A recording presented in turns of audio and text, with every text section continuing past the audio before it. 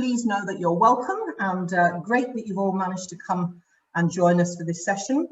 And what I'm going to ask, before I get started with the presentation, obviously there's many of you, so we can't do intros for everybody, but I'll ask if there's anyone who's got anything particular that they wanted to say, that why they've come to join this particular one.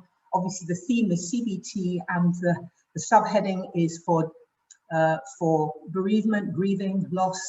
And we also had a webinar the other week, which was not so well attended. We had mostly people from Dubai on that, and that was on anxiety and depression. So anyone got anything specific that they'd like to say, why they're on the just general interest, or any of you are already working in the field of well-being or care or therapy or coaching and are interested in possibly doing the professional practitioner course?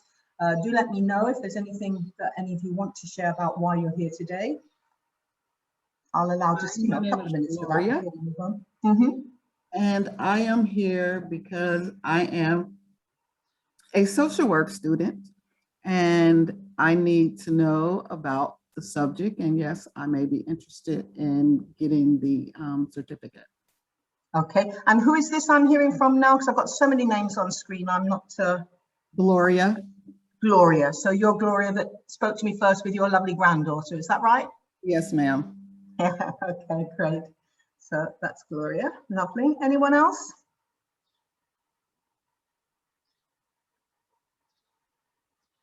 Okay.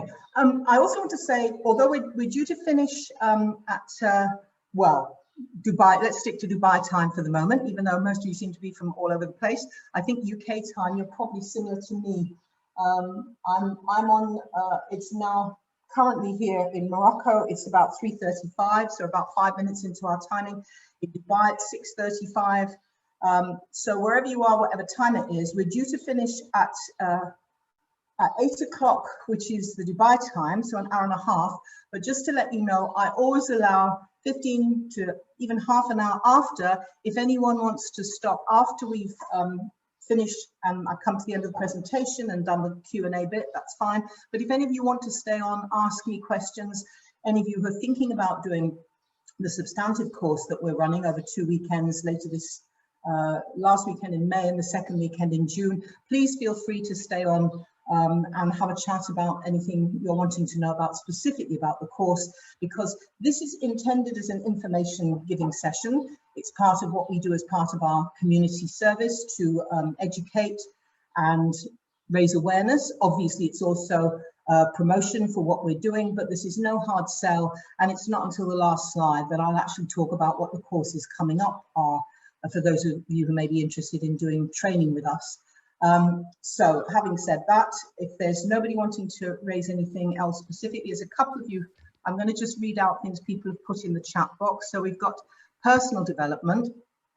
Someone says that their ACE score is 7 out of 10, but since a lifelong partner died at the age of only 41 in a horrible way, suffered from severe depression, moving forward, but yes, still learning. So that's fine. People who've got personal agendas, who might even want to follow up with personal therapy, whether with me or someone else, or I can refer them to someone if they'd rather see someone face to face, then please again, follow up with me. Someone's joined a bit late, but it's not very late.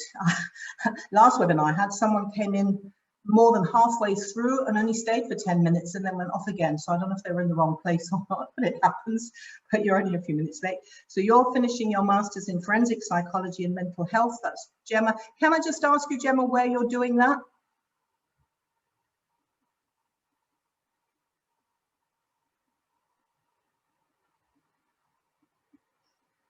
Okay, you can either put it in the chat box for me to have a look at after, or if you heard me a bit late or you've had to be distracted by something else, that's fine. But I'm always interested to know, because we have universities, mostly UK universities, that we work.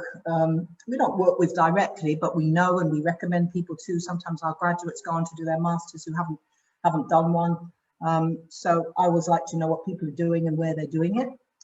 Someone's here because they can't understand the death of someone who took care of them on the day of their birthday and can't do anything to see for the last time. I'm having severe anxiety and panic attacks. Something I'd like to say about that is that, you know, there are therapeutically things that you can do And one of the techniques that we actually use is something we call the last goodbye. So it's actually possible to do something within your own psyche, within your own mind and with your own heart, to actually make a connection with someone that you feel that you've lost and that you didn't get the chance to say those things to and to work with. So I can't say that I've absolutely got the answers for everybody, but I know that there are things that you can do that can be very, very helpful. Someone's doing play therapy, children's counselling. It's probably more relevant for you to know about what we're doing when we do that.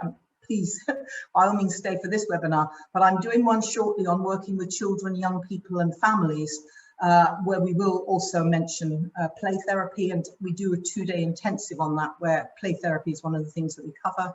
Someone else doing a master's in counselling psychology at Coventry University, great. So there's a real mix of people who are here for your own reasons and people also here for potentially continuing professional development. Someone else is a family therapist, so great. Okay, so what I'm going to do now is I'm going to screen share, and I hope that's going to work out for everybody. So if you just give me a moment to do that, and just before I do that, just to say, I'll go through a number of slides. In a couple of those slides, I'll ask you questions so anyone can chip in, preferably auditory, because it's hard for me to follow all the chat room while I'm doing this, as I mentioned before. Again, if any of your questions don't get answered, you'll have a chance at the end. And I may answer some of the questions you've got later, so bear with it. But if I say something, if you don't quite understand, or I've spoken too quickly, you don't get the gist of what I'm saying, please feel free to ask me to chip in. When you're not actually speaking to me, probably best to keep your mic switched off, because sometimes otherwise we get feedback or background noise. But as I said, feel free to join in. We've got a doctor with us as well. Someone lost babies many years ago, but still having difficulty getting afterwards. Okay, as far as the slides go, you don't get slides, but what you do get is that if you want it, Illuminations are recording this webinar, so you're welcome. And I believe they send out to everyone who attends a copy of this webinar so that you can actually have a look, and that gets you access, obviously, to the slides as such, but we don't send slides out. From the courses we run, we do supply the slides, but on the webinars we don't, and this is actually also streaming live on Facebook as well as being recorded by Illuminations. So you'll have a chance to go back and have a look at anything that you want to think about or go to more. And what I'll do now is I will actually do to the whole group, I will just put in my contact details in case anyone wants to follow up with me personally for any reason. So it's Dr. Layla at transforminst.com. That's my email address. And my WhatsApp number, I've now changed it because we're going to be in Morocco for a while now. I've changed it to my Moroccan number, which is, as I'm putting up on the screen, onto the chat room, I should say rather. That's for SMS, calls and WhatsApp. I generally prefer people WhatsApp me or send me an SMS or an email rather than call me live, because obviously time zone differences and busy schedules and things. So that's how you can contact me. If anyone wants to take note of that, please do, and you can follow up if you want to. You can follow up through Illuminations, but if it's something personal, specific, you might prefer to contact me personally rather than go through a three-way. So that's fine if you would like to do that. So we have 36 of you online at the moment, which is great. And I will get started now by putting up the share screen, and hopefully that's going to work okay. And in a moment, I'll ask you to, okay, just make sure that it is. And this is the one that I want. So let's just see, and you can let me know if everyone can see that now. Right, okay, we should be on the first slide. Oops, I don't know what's happening there. Sometimes it does that, it has to go back to the very beginning instead of, you're just subliminally getting the whole slideshow now. So those of you who can do photo reading, you'll have all the information you need right now. So we're getting back there, here we go. Oh, come on, come on. Okay. So can I just ask those of you, I can only see a few at a time, but just if you could give me a thumbs up or say yes, that everyone can actually see the slideshow that's now showing on the screen, so that I know that you're all with me Great. Okay, I'm seeing some thumbs up coming up now. So that means it should be okay for all of you. And as I said, it is being recorded as well. So my intention today is to talk about what CBT is, but to put it in the context, because, you know, there's lots of labels around. When we have students who spend 2 years with us training to be integrative psychotherapists, we give them one of the course textbooks that they have to read is about this thick, and it's called the Sage Handbook for Counselling and Psychotherapy. So there are literally dozens, if not hundreds of modalities with different names. So what I'm going to do is I'm going to give you first an introduction to me and the work of Transformations Institute, what we're about, what we do, briefly. I'll talk a little bit about the different strands, the different main schools, if you like, the main approaches within the field of applied psychology, which is psychotherapy and counselling and so on. Not the same as the academic study of psychology, though obviously I've done a lot of that as well. And then I'm going to talk specifically about the origins of CBT, how CBT came about, what it is, how it's applied. And I will, nobody's actually said that particularly today, but often through Illuminations, because they also teach courses specifically in hypnotherapy and other modalities, I will talk a little bit about how CBT can be used with other modalities and is very flexible and can be integrated in many different approaches, because it's very much common sense. It's not rocket science. Obviously, there is science to it, there is evidence based to it, but it's also an art, like any kind of therapy or most other professions. There is an art to it which comes about through practice and skill and the mixture of confidence and competence.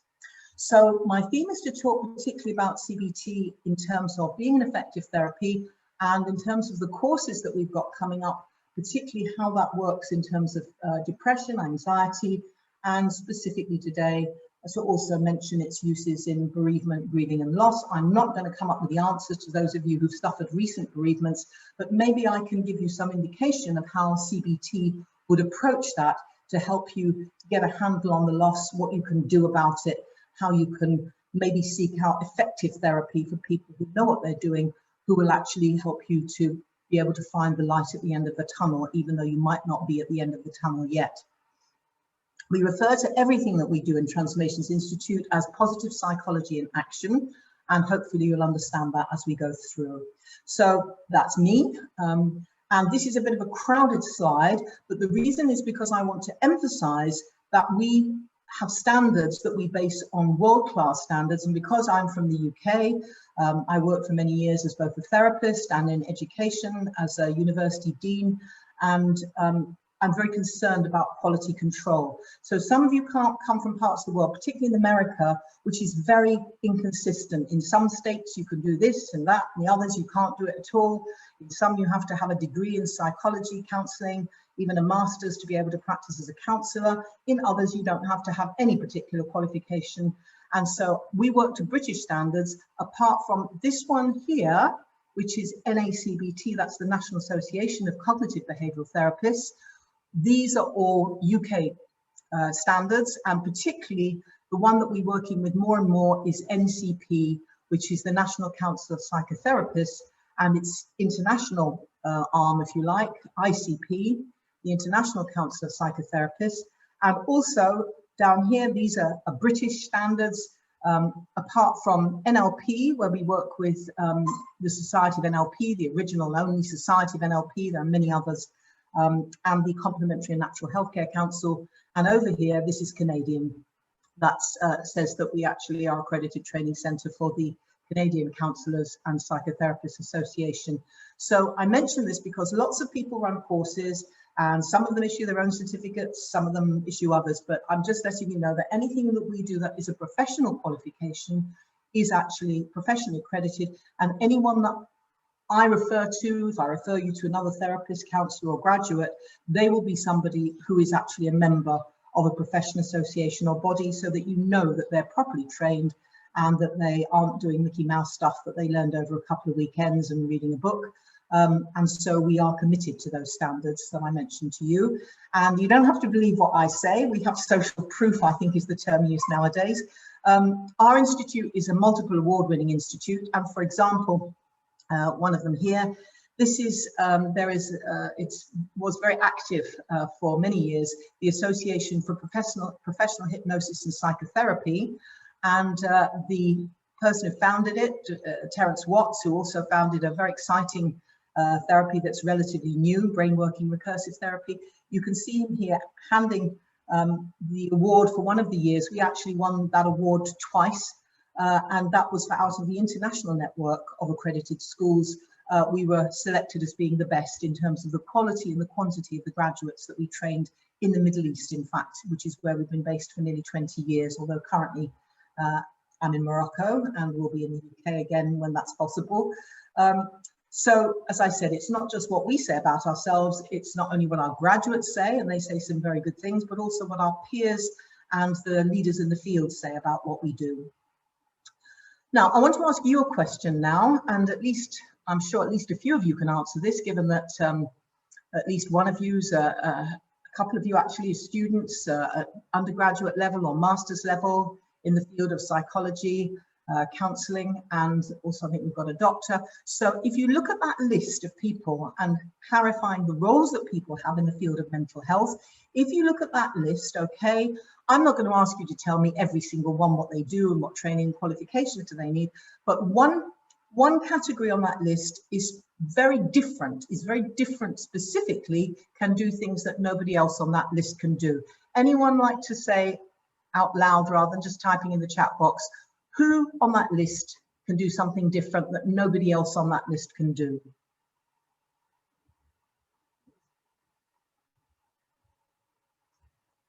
Now, I know there's around 30 of you there, so I know someone can answer that question for me. So unmute yourself and chip in. It doesn't matter whether you get it right or wrong, but somebody say, well, actually 39 now, almost 40. So who's going to give us their... Psychiatrist. Psychiatrist, okay. So who was the last person I heard speak there? Was that Bradley? Yes, ma'am. Okay, so Bradley, how and why is a psychiatrist different from everyone else on that list in terms of their training qualifications and mostly what they can do also that nobody else on that list can do? Because they have an MD and a PhD. Sorry, I'm not quite hearing you. Could you speak up a little? Sorry, they've got an MD and a PhD, so they're a qualified doctor and psychiatrist. Okay, I don't know why, but I'm not getting you very clearly. Sorry about that. Anyone else like to speak up? Quite rightly, Pashmeen, you've raised your hand. So Pashmeen, what would you say about if a psychiatrist is different from the others, how and why are they different? Yes, as other put in the chat, it's because that they can prescribe medicine. Yes, I'm going to have a look at the chat now because obviously a few people have put things in there. I don't know why I'm not getting the chat. I should be. I think it's maybe because I've got the pictures. Okay. Those of you who are able to get the chat, which I'm not at the moment, as well as the names over at the side, do let me know or shout out when someone says something. Yes, that's the main difference, is that a psychiatrist is a medical doctor, so they have to have done an MD, they have to have done a training, either 3 or 4 years to train to become a doctor of medicine, and then they will continue to actually do their psychiatric training, and they will build up through being a junior to going up through being a registrar and then eventually a consultant. So the whole process will usually take them about 7 years. But as soon as they've actually completed their Doctor of Medicine, what they can do, as some of you have said, that nobody else on that list can do, is prescribe medication. Now, let me ask you something else, perhaps a bit more contentious. Looking at these others, of course, a mental health or psychiatric nurse can give the medication to the patients that the psychiatrist, or by the way, any other doctor has prescribed, because anyone who is a qualified doctor, a GP, they don't have to be a psychiatrist, can write prescriptions for psychotropic medication. In other words, medication that is in order to address mental health and behavioural issues. And we'll talk about that more in a bit. So they can give them to them, but they can't prescribe for them. None of these psychologists, by the way, anyone who's done a psychology degree can call themselves a psychologist, but in order to actually be one of these categories, like a clinical psychologist, an educational, a health organizational, etc., has to do at least one, usually 2 years post-grad, either a diploma or a master's, in order to be able to legally call themselves by these names. But they don't have to legally call themselves, they can call themselves a psychologist without having those, but not with that particular label attached. A psychotherapist is anybody who works with one of the psychotherapeutic modalities, who works with mental and emotional health issues, and whether you have to be qualified to do that in a legal way or an academic way will vary very much depending on what country you're from. In the UK, where I am from originally, we have what's called voluntary regulation, self-regulation. So we do have government bodies and organizations and national standards, but they're not legally enforced for certain professions, but it's expected of you. And if you're a doctor or someone wants to refer to you, then you'll be expected to meet those standards, but it's not illegal to actually practice psychotherapy without having without having those qualifications. You don't legally have to have them. And that also applies to hypnotherapists and to counselors. And I make the distinction in counseling between therapy and advisory, because some people who say they're counselors, like academic counselors or counselors in colleges or universities, aren't necessarily therapeutic counselors. They may be more there to give you academic support and guidance. So a person-centered counselor, a person who regards themselves as a psychological counselor, is not the same thing. They don't see their role as being advisory. There may be some guidance involved, but they're not there to tell you what to do or to be prescriptive. Some educators, like tutors, personal tutors, whether in schools or colleges or universities, are there with what we call a pastoral responsibility, right? For your welfare, for your well-being.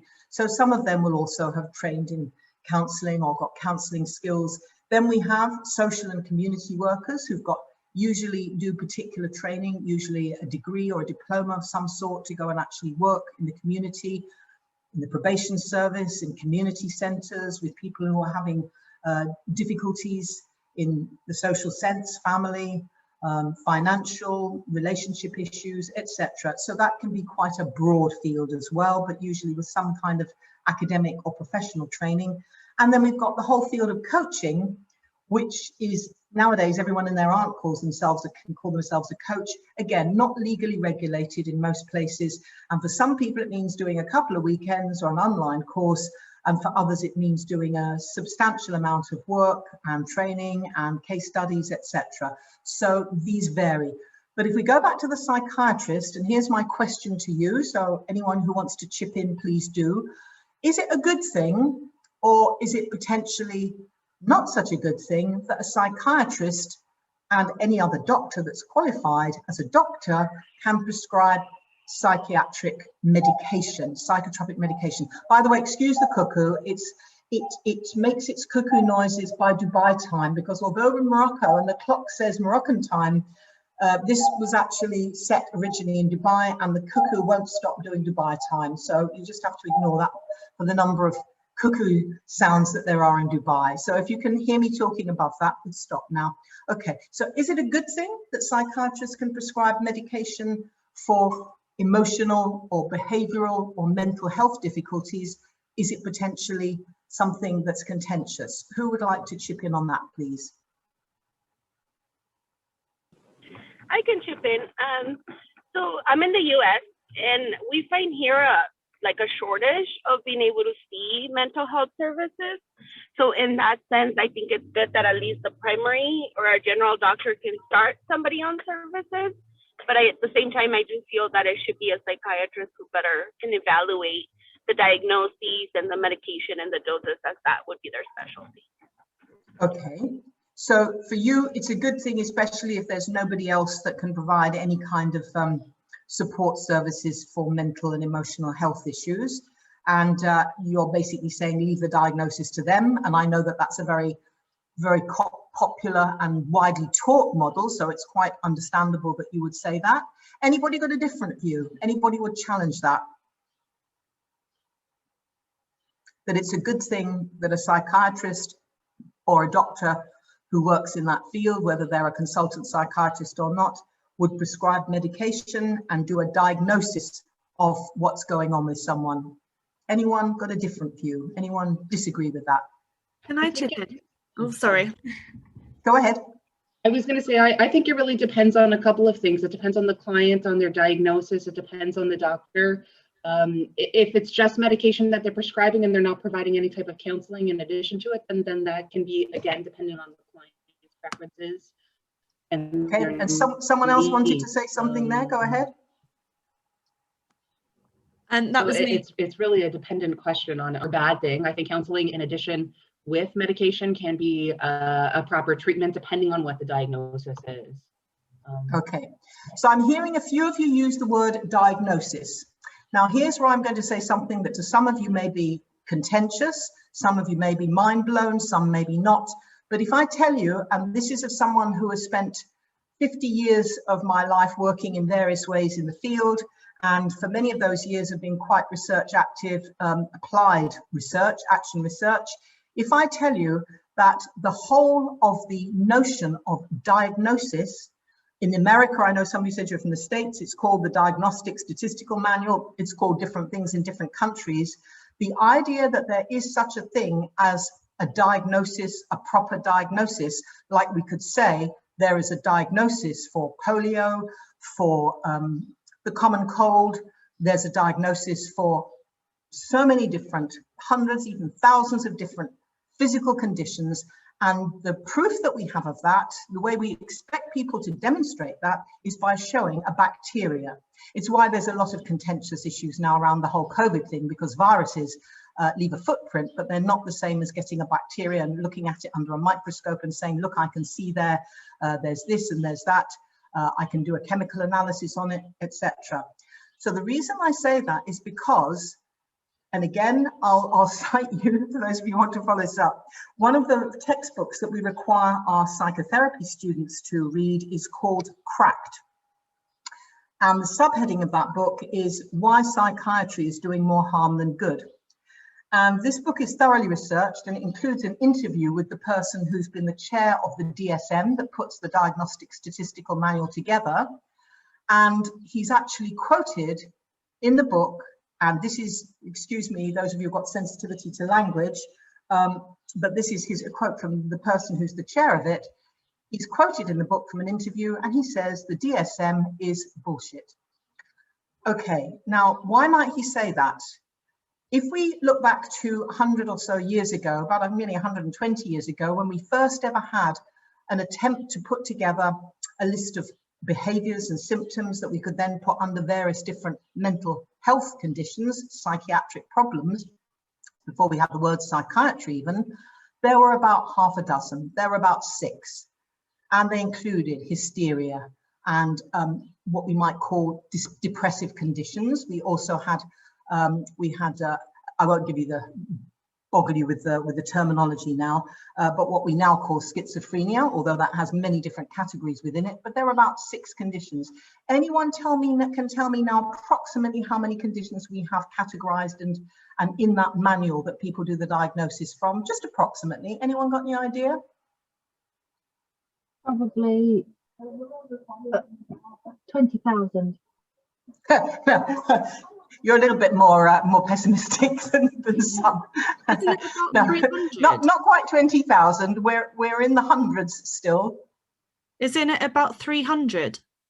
There are actually around 400, and if you take some of the subcategories there, it gets close to 600. But let's just talk about headings now. So we're talking about 400.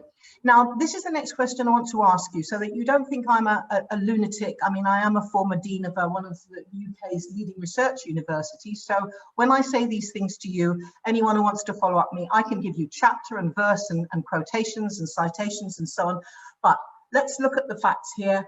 Okay, how do those conditions, whether there are 6 or 400 or 600, not quite 20,000, how do they get in there? How do they decide that that is something that we can diagnose? How do they get in there? Do you know? Are there people doing laboratory experiments all over the world now and coming up with evidence and proof, conclusive proof of causation, not just correlation? How do they get in there? Anyone like to Does have a it go? have to do with reimbursement from insurance companies?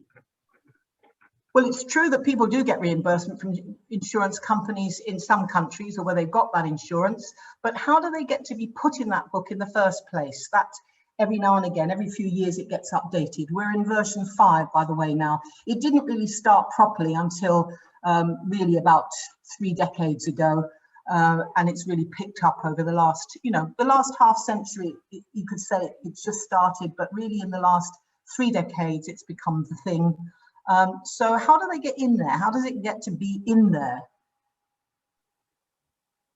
Does it need to be classified as something that causes like an impairment or distress to everyday life? Yeah, it does. But how do they decide that? Who is they that decides that? Do you know? I don't know. I would have thought that it is having some impact somewhere on society where it is All that you're problematic. saying all makes sense, but I'm just asking a very simple question, if you like, a naive one, but who actually decides what goes in there that fits any of these categories that you're talking about, which sound quite reasonable? Psychiatrist. The World Health Organization? No, good guess, but no. Is it the person that publishes the DSM, the person that makes the money from it? Well, that's a good point too, because actually it does make a lot of money, because as soon as a new one comes out, and there was a big delay in the last one because a lot of people were debating and saying it shouldn't come out and it didn't mean anything and it was useless anyway, but it finally did come out. The last one, DSM-5, was 2013. So it's a good guess to say that person puts it together, but actually they put it together on behalf of a group of people. And I'll put you out in misery because I want to talk about other things as well. So the group of people that put that in there are the group of psychiatrists and some psychologists, usually clinical psychologists, and they get together and they have regular conferences, and people put forward their ideas based on their what? Experiments? No. Clinical? Well, they call it clinical. It's called observations, their case studies, what they think, their opinions, their theories about what's a condition, and what do they want to call it. Usually it's dressed up in some kind of, it's either a Greek or a Latin name if it's in medicine, right? Usually psychology uses Greek terminology because allopathic medicine, biological medicine nabbed the Latin originally. But okay, so they decide what goes in, and you know how they do it? Well, we're sort of democratic, aren't we? This is how they go in. They do it by voting. So they have a conference, they have a group, it gets together, they listen to the arguments for having something in there or not. And if they think there's a good case made, they vote, yes, it goes in. And occasionally they take them out. So for example, some years ago, homosexuality was in there as a mental health condition or illness. And there were very strong lobbies of gay psychiatrists and psychologists who used to protest about this being ridiculous, that it's not a mental health condition or illness. They used to protest outside the conferences. And so a while ago now that was taken out. Occasionally someone says, I don't like this label, let's change it. So we had for a long time in there, but what we now have is changed what it used to be. It used to be called manic depression, and now we have bipolar, and we have bipolar 1 and bipolar 2. So occasionally we get a change. But if I tell you just randomly, I'll give you a couple of examples. One of the conditions in there is called, let's see, hypographia. Anyone know what hypographia means? What would you guess at hypographia being?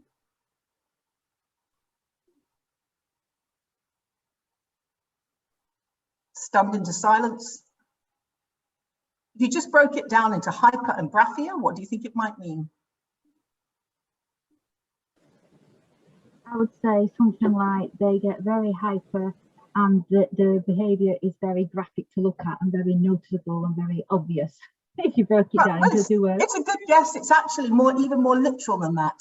Hyper meaning a lot of, a lot, yeah, do a lot of it. And graphia, in this case, again, taken from the Greek, it refers to writing. So hypographia is people who write too much, who write a lot. So where do we decide that cutoff point comes? Do we say, oh, Shakespeare was hypographic, or Dickens, or whichever culture you're from? You can choose your own. I'm Brit, so I'm referring to British examples. So in other words, if you break that down, if you take that label off it, this great word sounds very scientific, doesn't it? You know, diagnosis, do the assessment, the diagnosis. What I'm saying to you is you cannot lift up the top of a head, take out a brain and do tests on it. What you can do is you can do brain scanning. You can take samples of brain chemistry. It's more difficult, but the problem is it means nothing when you do that, because your brain chemistry changes moment by moment, literally moment by moment. And this is one of the things we'll find about when we look at CBT, how it works, is that actually you're changing your thoughts, your feelings, your behaviors moment by moment, depending on what you think and feel. And so the idea that you can say, and there's a very good paper written many years ago by a very influential psychiatrist called Dr. Thomas Saz, and he died just a few years ago at the age of 95. And what he wrote was a paper originally and then a book, and it was called The Myth of Mental Illness. And if I give you an example, what he says is that mental illness is actually socially and culturally constructed. It's not the same as biological disease. So the basic model of psychiatry is flawed, fundamentally flawed, because unless someone has obviously systemic damage, you know, they've had a serious brain injury or bleed, we know brain tumors can affect behavior, you know, certain sorts of physical conditions can rot away the brain, fair enough. But we're talking about the vast majority, probably 99% of people who have various different kinds of unhappiness, behavioral difficulties, you know, dysfunctional ways of relating. These are very much culturally and socially constructed, and you cannot separate them out from their families, from their culture.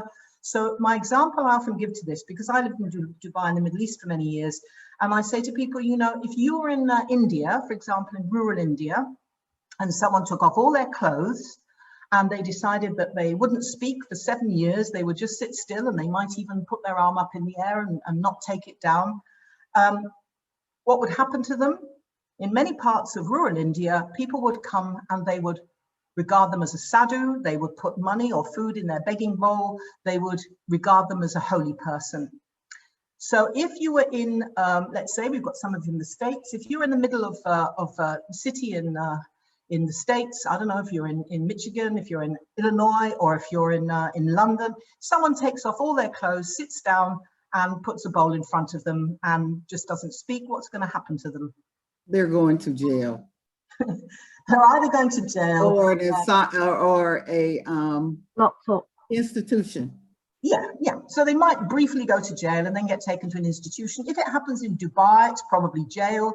They might be fortunate enough or unfortunate enough to go to a psychiatric unit, depending on your perspective. So the point here is that actually behavior and emotions and human behavior are not the same as looking down a microscope and saying, I can see that there's evidence here of polio, or I can see this person has got this disease. So the model of mental health has been based on the idea of physical health, particularly the last sort of 40 years or so, 40, 50 years. And I won't go into the history, we don't have time, but there's a very specific reason for that. Psychiatrists were regarded as being lowest of the low. They were regarded as not being scientific. Freud and others, the neurologists of the late 19th, earliest 20th century, there was where psychology came from, where psychoanalysis came from. They were actually looking at neurological disorders, but the whole idea of all those 400, 600, whatever numbers of conditions that we're talking about, there is no actual sound evidence for that. Now, the other question I'll tell you before we move on, ask you before we move on from this slide is, who decides what treatment you should give, depending on which symptoms you feel your patient matches? If you're a psychiatrist or a doctor, you've looked in the DSM and you've decided, oh, they've got borderline personality disorder, or they're bipolar type 1 or 2. So you've looked at the symptoms, the behaviors, and you've said, this is what I think they've got. So how do you decide what you do with them?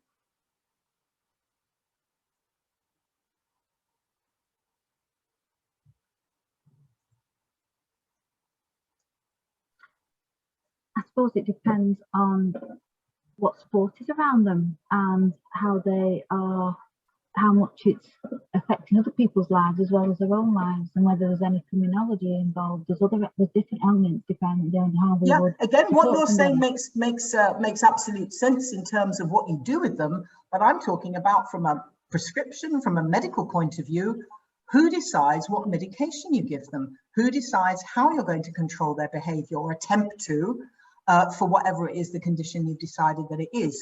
Whether you give them sedatives, whether you give them stimulants, whether you give them so-called antidepressants, which type of antidepressants do you give them? So how do you know which to give them?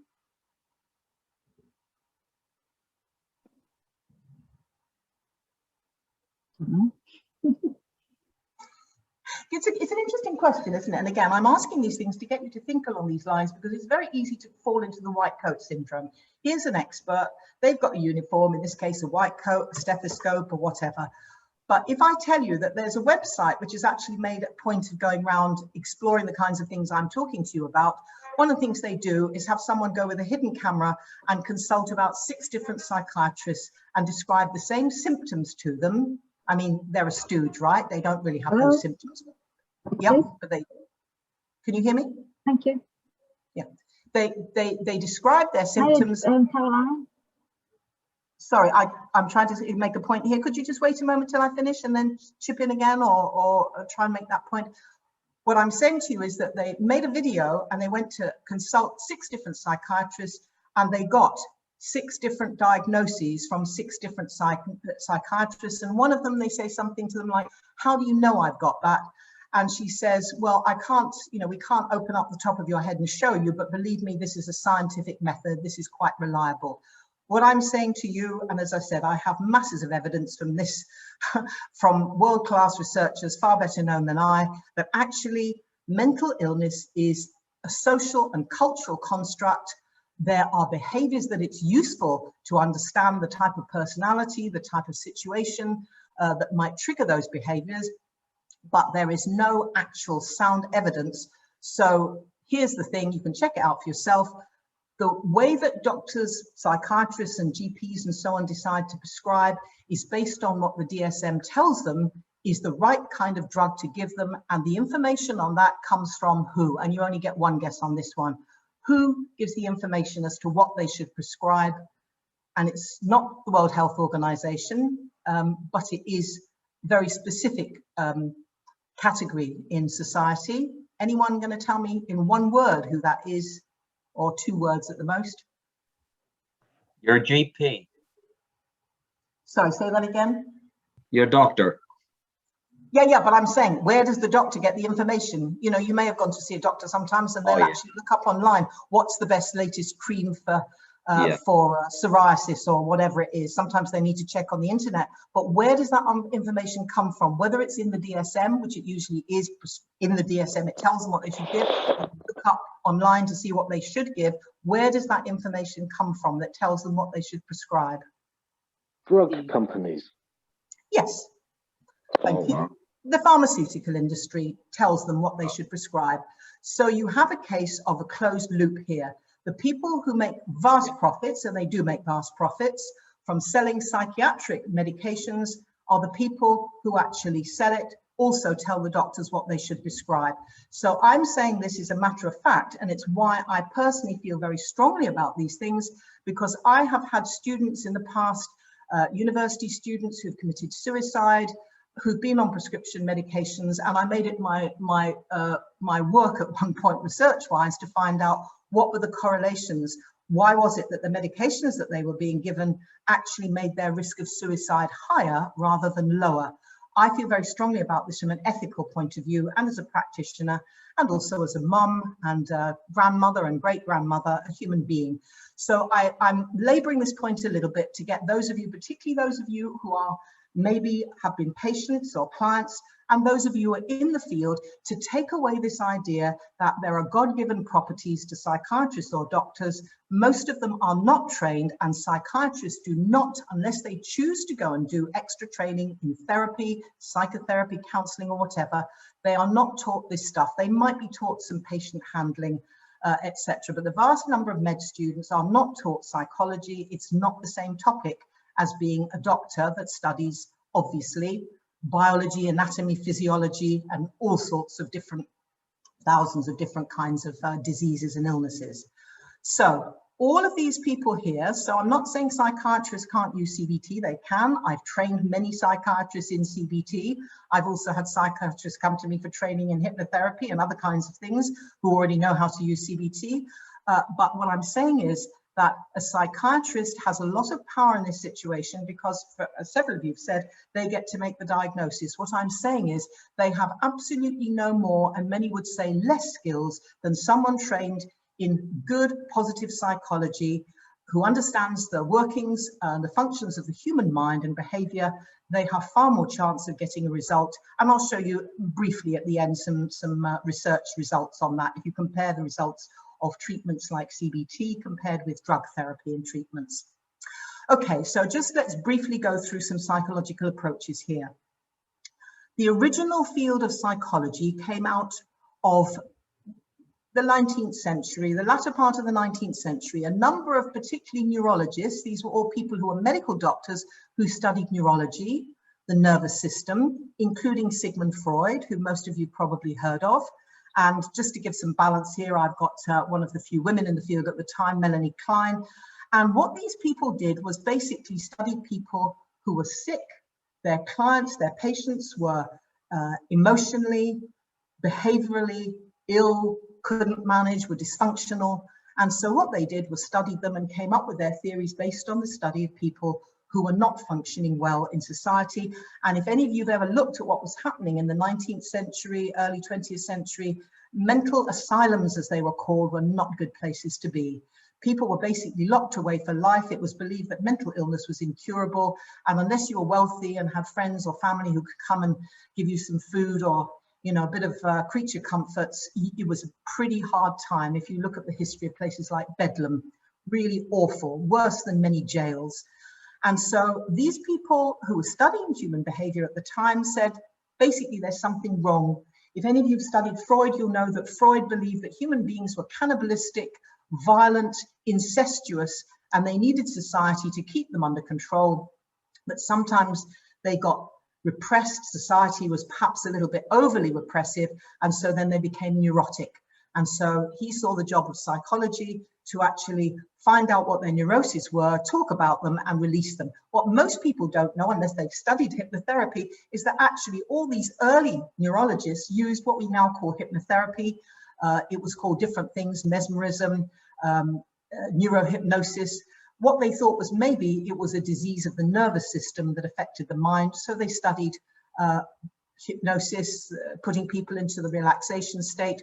And Freud actually used hypnosis for the first part of his career because he studied with the people in France who are the experts in this field. So if anyone thinks that when they hear hypnotherapy, isn't that a bit flaky or out there? Actually, it was the first form of psychological therapy that we had. It was used by doctors largely because it's very effective in pain control and switching off to normal stimuli responses. So that's where we started from. There's something wrong with people. We're pretty messed up. And then we move into behaviorism. And of course, that's moved on a lot since the early days. And now a lot of CBT uses behavioral psychology, but in a very different way. So I'll have a slide that will refer to these, so I won't say much here, but what we've got here is Pavlov and Skinner. And what they said is basically there's something going on. We can observe human behavior. Actually, they started out mostly studying animal behavior and then moved on to humans and said, what we need to do is see if we stimulate animals or people in certain ways, what responses we get, and then we know what makes them tick. Then we changed, we moved on. In the sort of middle of the 20th century, for the first time we had someone, and this is him, Abraham Maslow, and some of you may have seen this pyramid of needs in some form or another. His theory was put as this pyramid of needs. And what Maslow, for the first time of any of the people now in this new discipline being called psychology and people practicing psychotherapy, was why don't we study people who are well? If we want to know what makes people tick, if we want to understand the human mind and emotions and the psyche, why don't we study people who are well? And so he started studying people who are functional, who made their lives work despite having to deal with difficulties, as we all do. And if you can't see it here, it's too small, but that pyramid of needs started out, look, we've got basic needs for survival. You know, we need food, we need shelter, We've got survival needs. We need to reproduce. We've got needs to belong, to be part of a family or a community. We have needs for esteem, to be valued, to be respected in various ways. But what he put at the very top of that pyramid was what he called self-actualization. The idea that human beings weren't just animals, that we had a sense of purpose, a sense of making meaning out of things. And this kind of psychology has been described as humanistic psychology, sometimes called as existential psychology of being. And Maslow was the first one to sort of make strides in that department. And now, and this has been formally known as positive psychology only for just over 20 years, 1998, Martin Seligman and Mihail Csikszentmihalyi actually produced a manifesto called the Manifesto of Positive Psychology. And what they said is, not only is there something right, but there's something better. In psychology, why don't we look at what makes people resilient? Why don't we look at people who are exceptional, who really make their lives work and achieve things? Let's look at people who are super creative, people who are above the average. So positive psychology, often associated with Martin Seligman, who started out as a behaviorist, actually started saying, let's look at how we can take this humanistic psychology, independence, free will, purpose and meaning, and look at human behavior, stimulus and response. Let's see if we can make it into a psychology that's about thriving individuals, communities, and improving the world in general. So there is a very big difference in your research methods, in what you're looking for and so on, depending on which of these strands, if you like, that you belong to. I'm going to mention a couple of others. I'm not going to read the whole slide out briefly, just to mention a few people who've been very influential who don't quite fit neatly into one of those categories. Milton Erickson was a psychiatrist, an American, and a number of influential American psychiatrists and psychoanalysts and therapists around that time was very much thriving in the 60s and 70s, and California became the center, though actually he came from Wisconsin. And he was someone who got over childhood polio in his teens, was expected to die of it, and he did it by actually modeling how a baby in his house, a baby sister, actually learned to walk and talk. And he brought himself back from complete paralysis by actually modeling. And he developed a whole way of talking to people that would, if you like, talk to their unconscious, the subconscious part of their minds, their automatic part of their minds, which constitutes something like 95 to 99% of us, that just runs on autopilot. And he was extremely effective. He stopped using medication and drugs and started talking to people in ways that actually got them to get back on track. And he developed what became known as brief therapy. And so he was very much a founding father of what's called modern hypnotherapy nowadays. And also was an important element in NLP, which some of you may have heard of, neuro-linguistic programming. And what the people, particularly Richard Bandler, who started it, and then his colleague John Grinder, did was analyze the way that therapists at that time talked to people. And they particularly studied these three people, Virginia Satir and Richard Bandler. This is him here somewhat later, but at the time he was a student in California studying psychology, and his part-time job as a student was to drive Virginia Satir around to her different seminars. And she was the mother of what we call the mother of modern family therapy. And he studied Fritz Perls, who had actually just died. So he watched lots of videos of Fritz Perls working, and also Erickson, who I mentioned before. And he came to the conclusion that although their theories were different, their therapy models were different, what they all had in common was that they talked to people in certain ways. And this was the first time we'd actually had a marriage of psychology and psychology. So some of you may have studied NLP, may know a bit about it. It's often not taught very well. People often skip out the linguistic part of it. But essentially, NLP was put together and developed out of the work of these three outstanding therapists at the time. So coming back to positive psychology, I mentioned Seligman and Csikszentmihalyi. And by the way, you can actually, there's a YouTube video telling you how to pronounce his name. I may not be doing it perfectly, but it's about right. And they produced this manifesto only just over 20 years ago, which was a very, very positive one. And it was all about, look, let's draw on all the things we know about human behavior, human beings, and let's do it in ways that help scientific understanding of the human mind and psyche, but also how to build thriving communities, thriving lives, not just settling for so-so or okay or surviving. And I also just want to mention, because it's very popular nowadays, what we might call energy psychology. And some of this is traditional, based on ancient wisdom, based on the yoga, on Buddhism, etc. And some of it's based on more recent discoveries, looking at brain waves, looking at different states of mind. And you see some of the famous ones here: Deepak Chopra, Dr. Joe Dispenza, Bruce Lipton, Candice Pert, Lynn McTaggart. These are people, most of them doctors, some of them researchers in the field. And if we put them together and say it's about the fact that there's something more, and that human beings aren't just a cluster of biological material, we actually have something else. And they look at how energy works, not only in terms of measuring it on biofeedback, and that's an important part of it too, but how meditation and practices can actually generate physical changes in the body. So my job is not to talk about that now, but to mention it, because as I said before, CBT is extremely flexible and can allow us to work with all sorts of different modalities. It's not something where you can only practice CBT. So let's talk specifically about CBT now. CBT has very ancient roots. It goes back to the days of the Greco-Roman and Eastern philosophies, and it has what we call an inductive or Socratic approach to reasoning. And that means it goes from the specific to the general. So if I give you an illustration, someone says, oh, I'm very depressed. In CBT, we start to question and say, okay, when you say depressed, what specifically do you mean? Where do you feel it in your body? What incidents, what triggers are there? What happened just before you started feeling depressed? How does depression feel to you? Is it a physical sensation? Whereabouts? What was it? What is it that makes you say, I'm depressed? So we get down to very specific nitty-gritty, which is what Socrates did in his philosophy, where he would get people to become aware of what we call in psychology their own cognitive dissonance. In other words, they'd start to understand that they had conflict and things that didn't make sense in their belief system, in their opinions, in their ideas. And it actually made Socrates very unpopular.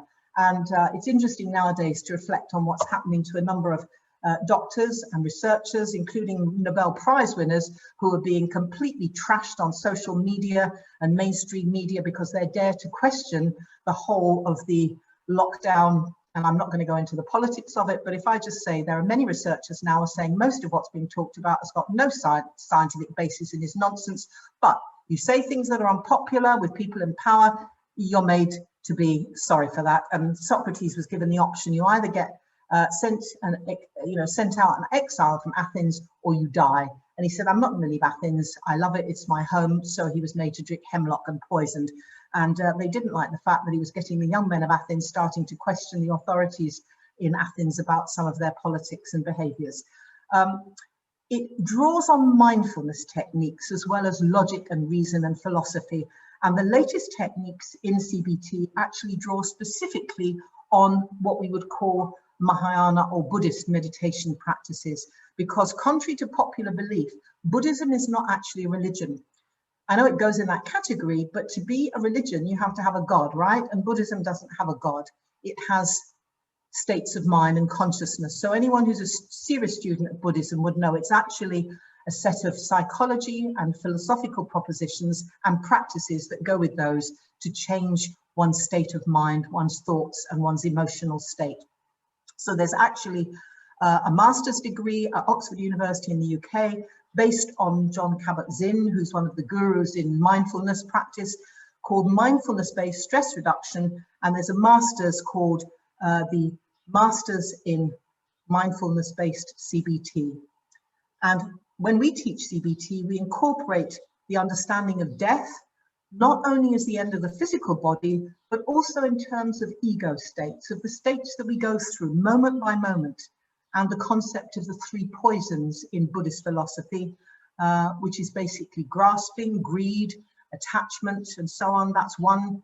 Another is rejection, hatred, and pushing away. That's two. And the other is ignorance or if you're unkind, stupidity, because some people say in the information age, there's no excuse for being ignorant. And these are things that are drawn on in CBT. So although it's seen as being a very modern, very practical, scientific, evidence-based therapy, as you can see, it draws on ancient roots and traditions.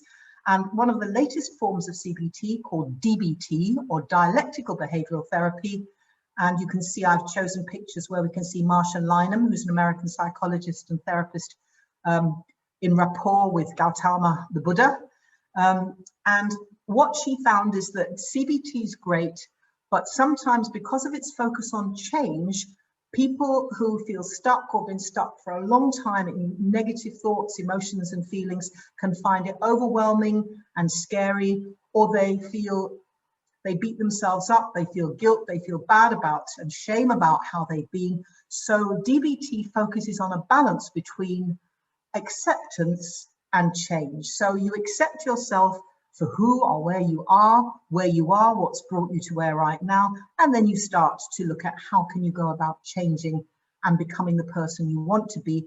How do you achieve change? So this form of CBT, again, it contains all the same basics I'm just going to go through with you now, but it adds to it more of a focus on acceptance of where you are right now.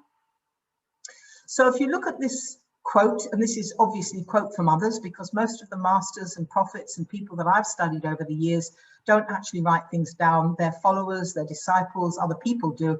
But the Buddha is supposed to have said, what we are, we think. All that we are arises with our thoughts, and with our thoughts we make the world. And that's kind of very similar, isn't it, to the things we hear nowadays in the law of attraction, The Secret, the New Age thing about, you know, your thoughts make your reality, thought is creative. And the origins of this in terms of the behavioral, I said I'd come back to just briefly. This guy is Pavlov, the Russian scientist. Anyone know what he's famous for? Some of you who've studied psychology will know this. What are his experiments that Pavlov did? What did he research on? Salivating dogs. Yeah, dogs. And what did he do? What did he do experimenting on dogs? He was able to prove for operant conditioning, which was basically about the consequences of action. So when he fed dogs, he would have a bell that would go off, and then eventually when the dogs just heard the bell, they would salivate as if they were about to eat. Yeah, you've pretty much got it right, except for you've confused it a little bit with Skinner's operant conditioning. Pavlov's was all about conditioned responses. So he, as you quite rightly say, he would bring in food and feed dogs in the laboratory and ring a bell. And so the dogs learned to associate the bell with being fed. So after a bit of doing that, he would then come and ring the bell and measure the saliva the dogs gave out. And he actually did collect it. It's pretty gross in a bowl, even though they had no food. So what he'd done was created a response, a reflex response, that the dogs, when they thought they were going to be fed, produced the saliva because they were expecting to be fed. It was actually Skinner who did what you referred to as operant conditioning. And what he did was actually waited for the animals to behave in certain ways and then gave them rewards. So he worked with pigeons, for example, and he wrote a book with a wonderful title, The Religious Behavior of Pigeons. I bet some of you never believed that that was possible. There's a book called The Religious Behavior of Pigeons. Now, Skinner was what we call a radical atheist. He believed that when people go to church, when the mosque, when they pray, when they do rain dances, when they do all sorts of things in order to influence the outside world, they're no different really than pigeons. And the pigeons he had, he would wait till they came and did that thing where they were pecking and scuffling around looking for something to eat. When they did that, near the trays, he would give them grain and reward them. So after a bit, they would come and they would do that behavior in the expectation that they would be fed. And he said, basically, when people pray, when they do rituals, when they do these things, they're no different from pigeons, really.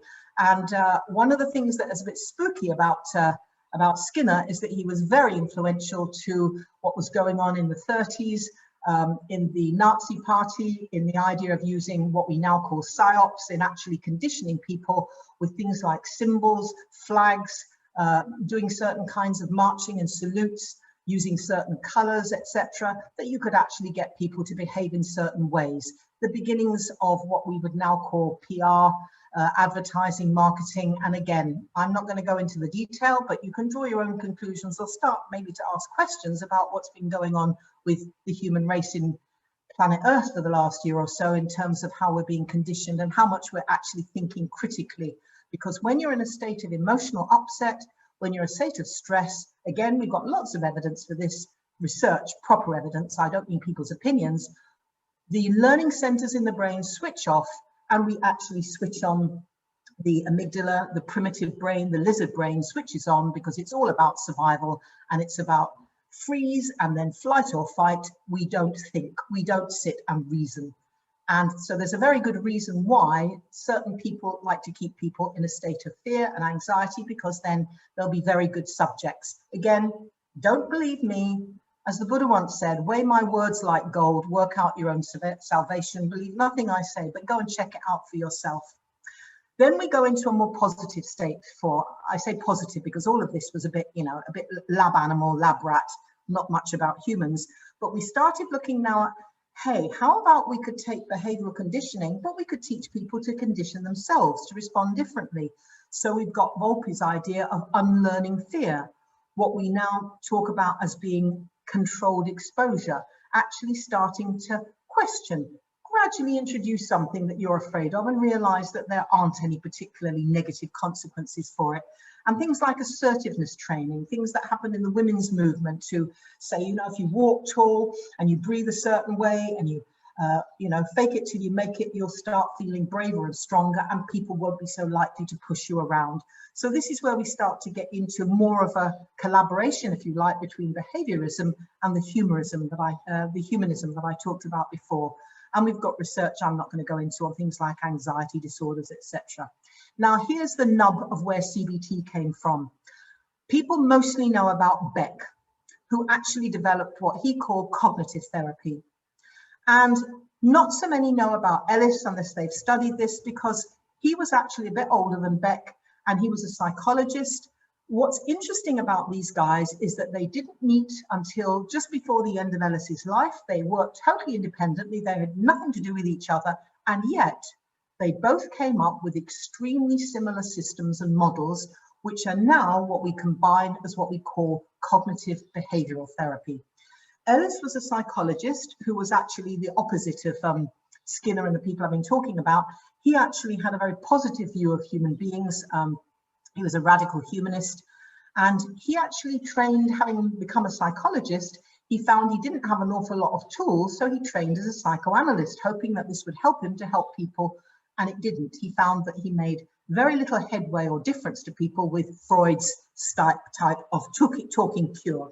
So he actually broke with psychoanalysis and developed his own system that was more active, directive, and much more interventionist.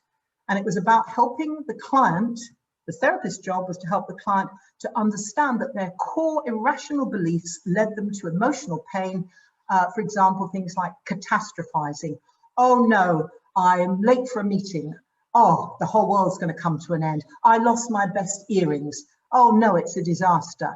Catastrophization. And he actually developed his system, which he called rational therapy or rational motive behavioral therapy. Concurrently, Beck, who was a little bit younger, so one's referred to as the grandfather and one the father, he was a psychiatrist rather than a psychologist. But again, as a psychiatrist, he found he didn't really have any tools. He didn't want to just use medication. So he trained in psychoanalysis. Like Ellis, he found that psychoanalytic theory, it helped people to intellectually understand what some of their issues were, but it didn't actually help them to change, particularly his depressed clients. So he went on to develop a model of what he called cognitive processing, and you can see the similarities here, teaching clients to identify and change their negative thought patterns. And he called his system cognitive therapy and developed a number of what we call psychometric instruments, questionnaires, in other words, to measure the degree of depression or anxiety, suicidal ideation. And he also started using his techniques with people with much more extreme forms of mental health problems, such as schizophrenia. And these two didn't get together until just before the end of Ellis's life. They had one of these audiences, you know, where people came and heard them have a discussion together. They met for the first time and they found they had a huge amount in common. They'd both come to very similar conclusions and they agreed it would be a really good idea to work together because both of them were committed to the idea of doing experimental research, testing their hypothesis and seeing if they could replicate it. This is what we call actual science, not just opinions. And so, in fact, sadly, Ellis died shortly after that meeting. But Beck has gone on and continued, and he's now turns 100 years old this year and is still research active.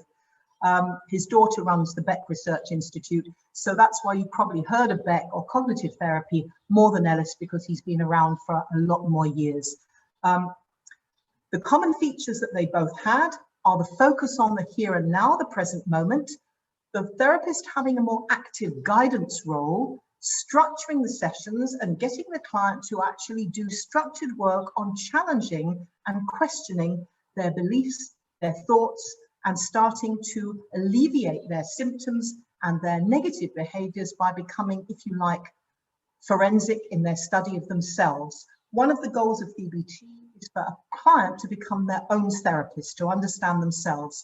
And here's what we call the triad or triangle of cognitive behavioral therapy. As you can see, by the way, look, it's dynamic. The arrows don't just go one way round, but we usually start with thoughts. Remember that Buddha quote, what we think affects how we feel and how we act. The thoughts trigger emotions. How we feel affects what we think and what we do. And our behavior, what we do affects how we think and feel. So there's a feedback loop going on all the time between our thoughts and our emotions and our behaviors. And one of the basic tenets of CBT is that we actually can exercise a great deal more understanding and control over our thoughts, feelings, and emotions once we become clear as to what they are. And this refers to cognitive is everything, not just thinking in the sense of rational thinking, but everything goes on in our mind in CBT is referred to as cognitive. So that also includes our memories, the images, the thoughts we have, where we put our attention. Behavior is everything we do, what we say, how we act or avoid action, how we solve problems, and therapy, which is a systematic approach to combating a problem, illness, or regular condition. So the central concept of CBT is we feel the way that we think and we act accordingly. Now, I want to say something briefly about learning and motivation, because one of the things that makes CBT different from some other kinds of psychotherapy is there's a big emphasis on the difference between extrinsic and intrinsic motivation. And there is a joke, which I'll briefly tell you, time is limited, but just one, which is a joke in therapy, which is, how many psychotherapists does it take to change a light bulb? And the answer to the joke is only one, but the light bulb has to really want to change. So in CBT, there's a big emphasis on having internal, intrinsic motivation, having a desire to change because we want to, not because of something that's imposed on us from the outside, which is extrinsic. So extrinsic is your operant conditioning. Okay, to put this in crude terms, carrots and sticks, rewards and punishment, okay? If you wear your mask and you socially distance and you support everything that you're told, you're a good person and you get rewards. And if you don't, you get fined, you get put in jail, you'll be disapproved of. And here's where it gets interesting, because the social cognition is something that comes intrinsically too. If we think back to Maslow and the pyramid of needs, right? Maslow said, we actually want to be accepted. We want to be part of a community, a family, a society. And so here's where extrinsic and intrinsic start to meet. The other things in terms of working in therapy, cognition, one's thoughts, affect, one's emotions, and conation, which is a word I find a lot of people don't really know, is how you act on your thoughts and feelings. So all of this comes internally. So whatever carrots and sticks you use, if you take the carrots and sticks away, the person won't behave the way that you want them to. What they'll do is what drives them internally. The only things that maybe are outside of that are biology, because obviously we have a certain amount of influence from our genetic structure, though not nearly as much as some people might like to think. If you look at, I'm not going to go into it, it's not my purpose today, but if you look at the whole science now of looking at epigenetics, we're finding now that people can change their genetic structures in a matter of a very relatively short time, which was not thought possible before, by what goes on, their behavior, their actions, what they think, what they feel. And spiritual was where we get into the realm of the transpersonal, which is outside the scope of CBT, which works with the conscious mind. So this is the area where the meeting place is. Your family might want you to do something, or society might expect you to do something. So you have a certain driver to be approved of or to be accepted. These other things are things that you have to find out and want to do for yourself. So one of the things we tell people in CBT is it's a 50-50 form of therapy. And if you want to change, if you want to have a more functional, happier, more productive life, you need to play a part in that. It's not about me just analyzing you and telling you what to do and telling you have this, that, and the other wrong with you or right with you, or it's in your genes or anything else. I'm going to give you some ideas, some guidance, some practical things you can do, which will be effective because they are evidence-based, but you have to do the practice, you have to put them into practice, you have to make them work for you. So it's very different from many forms of therapy in that way. The therapist is not up there as the supreme authority figure. The therapist is there to actually help the person to make the changes for themselves. So in CBT, we represent our experience in terms of the jargon word we use is self-schema. These are well-developed concepts of ourself, which we get from our experiences and our interpretation of those experiences, which I'll come to in a minute. It's a very important part of CBT. So we hold these self-schema, this idea of ourselves, and they're very strong when it comes to things that matter to us personally. So if we've got a very strong, clear view of the kind of person we are, that's going to obviously affect us and it's going to influence our behavior. So to give you these two examples, I'm a friendly person, a people person. That affects the way I relate to others, how I interact with others, how I communicate, how I see myself, and how I expect others to see me. If I have the concept of myself, I don't trust others, and I'm shy, and I don't mix well, that's also going to affect how we relate, how we communicate, how much we do mix with others, etc. And we develop all these different schemas and put them together in packages of self-knowledge. So I'm just giving you the plain English version of these jargon words. So what Beck's research showed that there was a significant correlation, and actually since the 70s we're finding it's not just correlation, but there's enough evidence to say we've got causation, which is how depressed you are, the degree of negative self-evaluation and pessimism, how badly you feel about your life, the hope that you do have or don't have, is going to be highly linked with your view of the future and of yourself. So Beck referred to what he called a cognitive triad in depression, which by the way links very much with grieving, bereavement and loss, because obviously you've lost something and you're sad and you feel, whether it's another person or whether it's mobility, whether it's aging, whether it's a loss of a skill, anything that forms a major loss is going to affect you. And Beck's role of the cognitive triad in depression is a negative view of the situation, a negative view of the self, and a negative view of the future. So in CBT, what we're looking for is where are the negative views and thoughts that people have about their situation, about themselves, and about the future. And of course, we get them to look at the situation in a realistic way. So this is where the testing and challenging and the rational and questioning comes in. The negative view of self, this is where self-esteem, confidence, realistic or otherwise view of self, and negative view of the future, which is one of the main indicators of depression and suicide ultimately, is whether a person has no hope and has given up the belief that anything could get any better.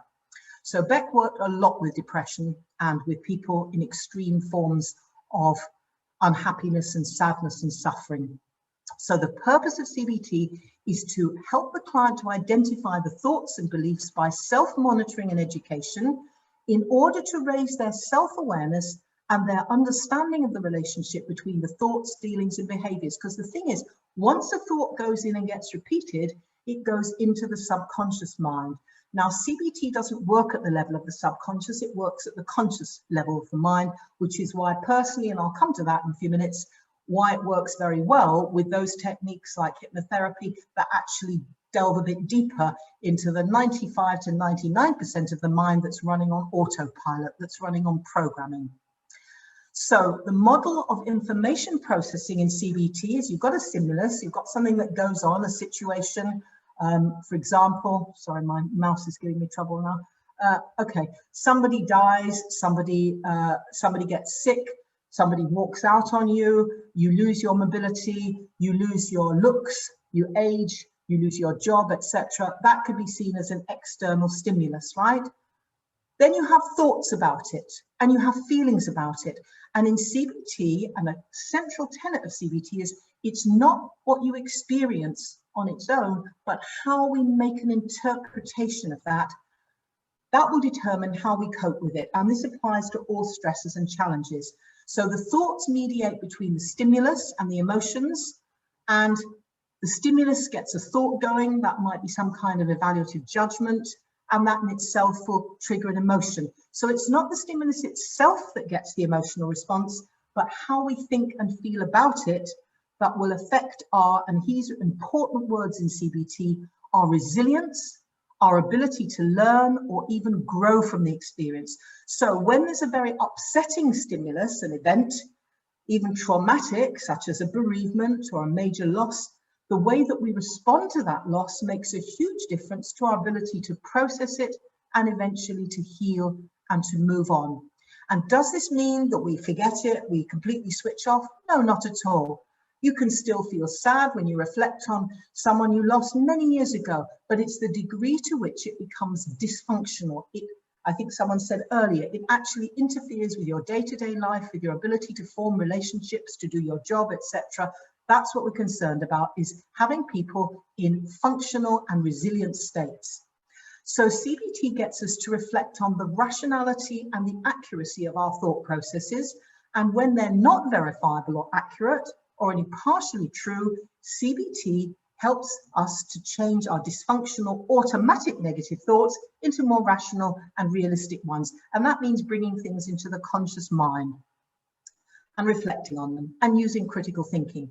So clients are encouraged to notice and record their emotional states and triggers, and to undertake daily activity schedules. That's why I said it's a very interactive, and clients have to do their 50% of the work.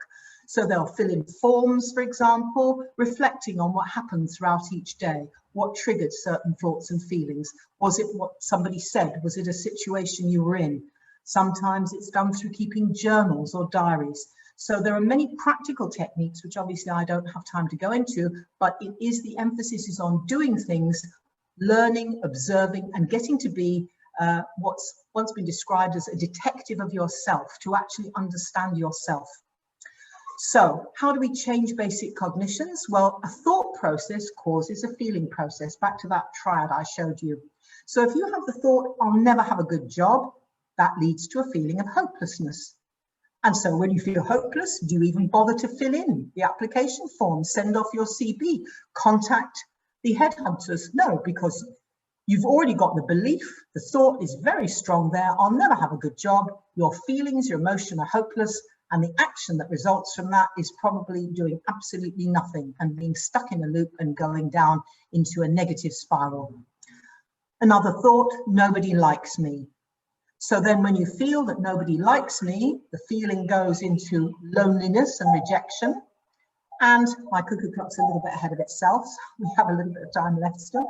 So that feeling of being lonely and rejected, the behavior that tends to come out of that is I don't give invitations, I don't accept them, I don't go to social gatherings, I withdraw from people, I don't mix with people. And again, we've got a confirming loop, what we might call a self-fulfilling prophecy, nobody likes me. But if we have a thought, not that everything's brilliant or wonderful unrealistically, but we say, I have solved problems before, and we start thinking about how did I solve that problem? What did I do? Immediately we generate a different kind of feeling, a feeling of hope, of positivity, of possibility.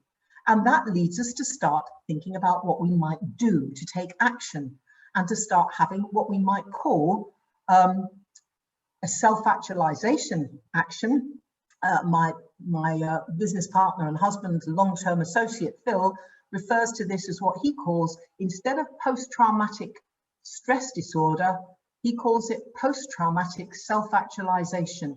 When you reflect on something that's happened, however horrible it was, however painful it was, and think, how can I learn from this? What meaning can I attribute to this? What could I do differently that would make things better for myself or others in the future? And that leads people forward. And I could give you so many examples, but I'll just give one before I go into the final slides. One would be a couple, and this is a true story, in Sri Lanka, when the tsunami struck and all 4 of their children were washed away and they could do nothing about it. All their children drowned. Now, some people would become depressed, they would withdraw, they would become completely hopeless, they might commit suicide. What this couple did was actually think, is there anything we can do with this love that we have, this love that we have for our children? Maybe there are children out there who've lost their parents, that we could help them and give them the love that we have that we can't give to our own children. And they started taking on orphans. And within a few years, they had an orphanage, and they're now well known around the world for running this wonderful orphanage where they actually take orphans in and give them a wonderful start in life and give them parental love and support and affection. So that's an example of what I would call post-traumatic self-actualization rather than post-traumatic stress disorder. So just briefly, because I said we're not going to go into the nitty-gritty detail, this is just the principles, broad brush.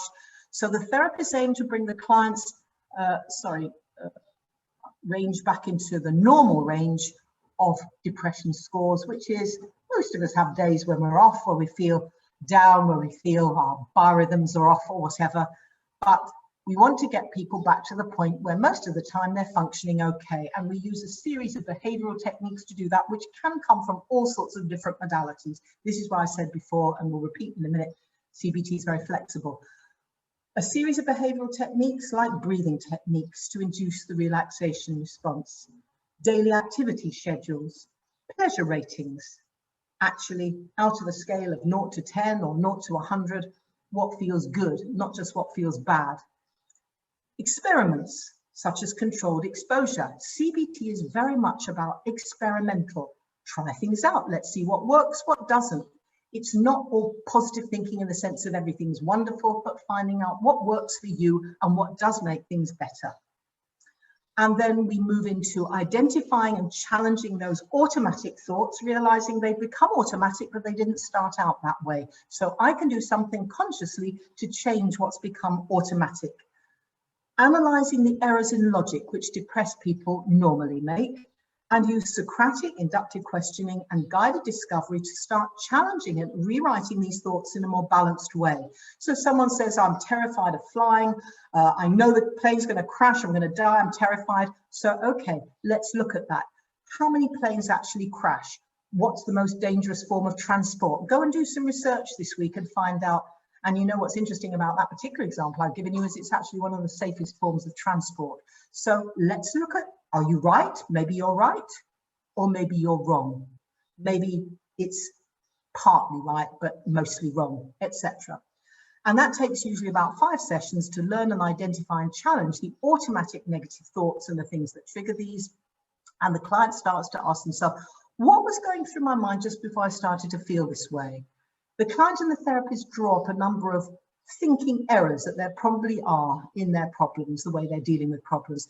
The client starts to observe and reality test their negative thoughts and think of them as hypotheses, not as facts, but okay, just suppose, let's experiment. Is that actually so?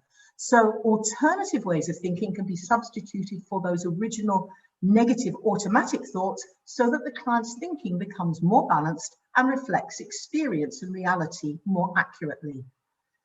If doing CBT alone, and by the way, it's a lot shorter if combined with things like good hypnotherapy, but if it's just CBT, another 5 sessions to work with the deeper core beliefs and schema, the unconscious, and this is where things like hypnotherapy can be very useful to speed things up, to get into the subconscious mind more quickly. So negative automatic thoughts may be plausible. They're generated around specific themes like I'm not good enough, I'm worthless, I'm never going to change. And the client learns to capture these thoughts, and they can use a voice activated dictaphone or a mobile. And I encourage people personally to write them down, because actually writing things down uses a different part of the brain than emotional, anxiety, stress, upset does. So when you start to write things down, you actually start to operate logically, rationally, you bring the left brain into it. So I encourage people to actually write things down. They can transcribe them. Then we also, when we're teaching CBT or working with clients individually, we look at things like the psychology of bereavement, grieving and loss. And we look at things like Elizabeth Kubler-Ross, you probably may have heard of it, some of you, the grieving cycle. There are specific techniques that are very helpful and relevant, but the basic method's the same, whether you're working with fears, with phobias, with irrational, negative thoughts, with depression, with suicidal thoughts, with bereavement, with grieving. It's the same basic model, but you can obviously use very specific techniques. I think at the beginning I referred to the idea of the last goodbye, actually using some Gestalt techniques to actually work as if you could talk to that person and say the things that you would want to have said. Have that person in your imagination talk back to you. There are many things you can do that are very healing, that actually are complementary to the practice of CBT.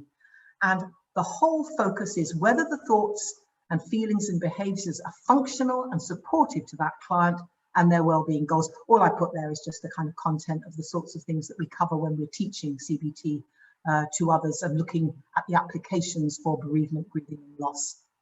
So a couple of bits of research just before we wind up. In the treatment of depression, again, I said to you that the Diagnostic and Statistical Manual was not based on science or research. CBT, when I'm talking about research, I'm talking about proper research. Research that's got double blind, that's got rules out the placebo effect, that gets peer reviewed, etc. Proper experimental science. So it's been statistically proven that CBT changes brain chemistry without medication, and therefore, for example, in the UK, the NHS and throughout the private sector, it's generally recommended as the go-to form of therapy because there's an evidence base to it. Beck and others have done well over 400 clinical trials showing that CBT is effective for depression, for so-called personality disorders, borderline personality disorder, I prefer the term behavior to disorder, and in things like schizophrenia, sometimes in combination with medication, particularly the schizophrenia. And you can find out more about this yourselves. You can go online and find that there are many, many write-ups of these studies. So it's not just people voting, saying, yep, I think it works. It's actually demonstrating consistently over and over that it's effective. Here's an interesting reference to a study done in Canada, in Toronto. I know a couple of you are here, but not from Toronto necessarily. In that study, they used pharmacotherapy, in other words, so-called antidepressants, and cognitive therapy with two different groups, and they did pre- and post-treatment brain scans. They found both types of treatment change the brain, but here's a huge difference. Cognitive therapy changed the brain from so-called top-down. With the drugs, the change was bottom-up. What that means is that the antidepressants affect the what I was talking to you about before, the different part of the system, the limbic system, the primitive reptilian lizard brain, and the emotional center of the brain, whereas CBT calms the activity in the cortex, the brain seat of reason. And this gives you the major clue as to why CBT is more effective than drugs, because as soon as you take away the drugs, there's no change because a person hasn't learned. They haven't learned techniques for managing their stress. They haven't learned to understand what their triggers are. Basically, they've just had a medication that's kept them in a maybe a zombified state, in some cases, sadly, making them more anxious, depressed, and more prone to suicidal thoughts. But even if it works to the point of calming them down, as soon as you take the meds away, no change. Whereas with CBT and cognitive therapy in this case, the treatment actually means that there's a lasting change. So pharmacotherapy doesn't change the brain, and certainly not permanently, but CT does. So there's far less risk of relapse. And Beck himself says he's very cautious because of his position, and you know, he won't overstep the mark, but he says, you know, sometimes it seems that CT is not just therapeutic, it actually seems to be a cure. People get better and then they don't get sick again. So there's an evidence base that shows that it works. You're helping the client to become their own therapist by understanding how their thought processes work, what triggers their thoughts, their feelings, and results in their behavior. And you can develop your own techniques, and some of you already maybe have those techniques that you can incorporate into CBT, such as hypnotherapy and other modalities. Now, just a short couple of wrap-up slides here now, because as I said, some of you may not practice hypnotherapy, but in case any of you do, there are a lot more similarities than differences. Both are structured, both are short, they're brief therapies. CBT on its own, usually 15 to 20 sessions of around an hour. Hypnotherapy may be that length, but may well be shorter, may often be around 3 to 8 sessions. Combined with CBT, I have colleagues, including the colleague that developed the courses originally that we now teach, typically only use 6 sessions and would have people completely change and turn around the problems that they had. Specific instruments and diagnostic questionnaires are used in CBT, not necessarily in hypnotherapy, though some hypnotherapists use a questionnaire and a questioning style. It varies, not so consistent in hypnotherapy. Both are concerned about identifying the core negative beliefs, one using conscious processes and inductive reasoning and questioning, one by bypassing the conscious critical faculty and working at the level of the subconscious or unconscious mind. Though again, in my opinion, every good hypnotherapist actually does some of this too, because what you want is a combined partnership between the conscious and unconscious parts of the mind. Both use reframing, one to assess core negatives against reality, to reframe the way that you're thinking about things, one using parts therapy. And both focus on specific negative thoughts and feelings and seek to challenge and replace these. Both set a series of goals for change, usually more structured in CBT. Both have what we might call homework or self-help tasks, but hypnotherapy doesn't necessarily do a lot of that, and especially the kind of quick fix NLP type approaches, whereas CBT is very, very insistent on this because they want to build new habits that are lasting. And that's why I think CBT, when hypnotherapists start using CBT, they get much more lasting results than just suggestion work or a certain amount of analytic work. Both use SUD stands for subjective unit of discomfort or disease. In other words, the person says, yeah, my stress levels are 9 out of 10 when I think about this. And then when I do certain interventions, it goes down to a 2 or a 3 or a 1. If any of you have studied EFT, the meridian therapy, emotional freedom techniques and tapping, you'll know this is used in that system too. CBT doesn't focus on the past, and that's its main difference. Both hypnotherapy and CBT do look at the here and now and the present and the future, but CBT tends not to bother with the past too much. And this is why hypnotherapy can be very useful in CBT, because sometimes you get a client and they fix things at a certain level, but they've still got stuff that they can't seem to process from the past, where there's a trauma that's unresolved, usually from early childhood, something where they got stuck because they couldn't cope with it at the time. So this is where hypnotherapy, regression and analytic work, or a different form, hypnotherapeutic free association or structured regression to cause, can actually make CBT far more effective. So just to end that section and to just about finish the presentation, both are active and directive, though hypnosis is not always directive, it can be more indirect. Both are time limited and structured, and both focus on solving problems and finding solutions. And the research that's been done to date, which we'd like to see a lot more of, but it does show that when you combine these two approaches, working with the conscious and the subconscious mind, that hypnosis substantially enhances treatment outcomes in CBT, and I would say it works the other way around as well. And I've got a quote here from Evidence-Based Mental Health. Adding hypnosis to cognitive behavioural therapy reduces some acute stress disorders. So we need to do further research, and many of my students and graduates are doing just that. Some by going on to doing masters, and even we have one now doing a PhD on applied positive psychology, looking at how to introduce, in his case, he's using Kundalini and yoga methods, as well as hypnosis and CBT, and seeing how they work together. So these are the sorts of things we can work with. And if you're in any other kind of therapy, you know, these are the typical things that people work with. What I'd say there is that CBT is far more effective than other methods on their own, including hypnotherapy with eating disorders and OCD. CBT is extremely effective for these particular conditions, which are known to be very resistant, very difficult to actually work with, because the nature of the personality type with these sorts of problems tends to be very rigid, very black and white in their thinking. And so using a combination of CBT and hypnotherapy is, I found, consistently far more effective and getting good results. And some of my colleagues have had fantastic results with these typically difficult areas to work with.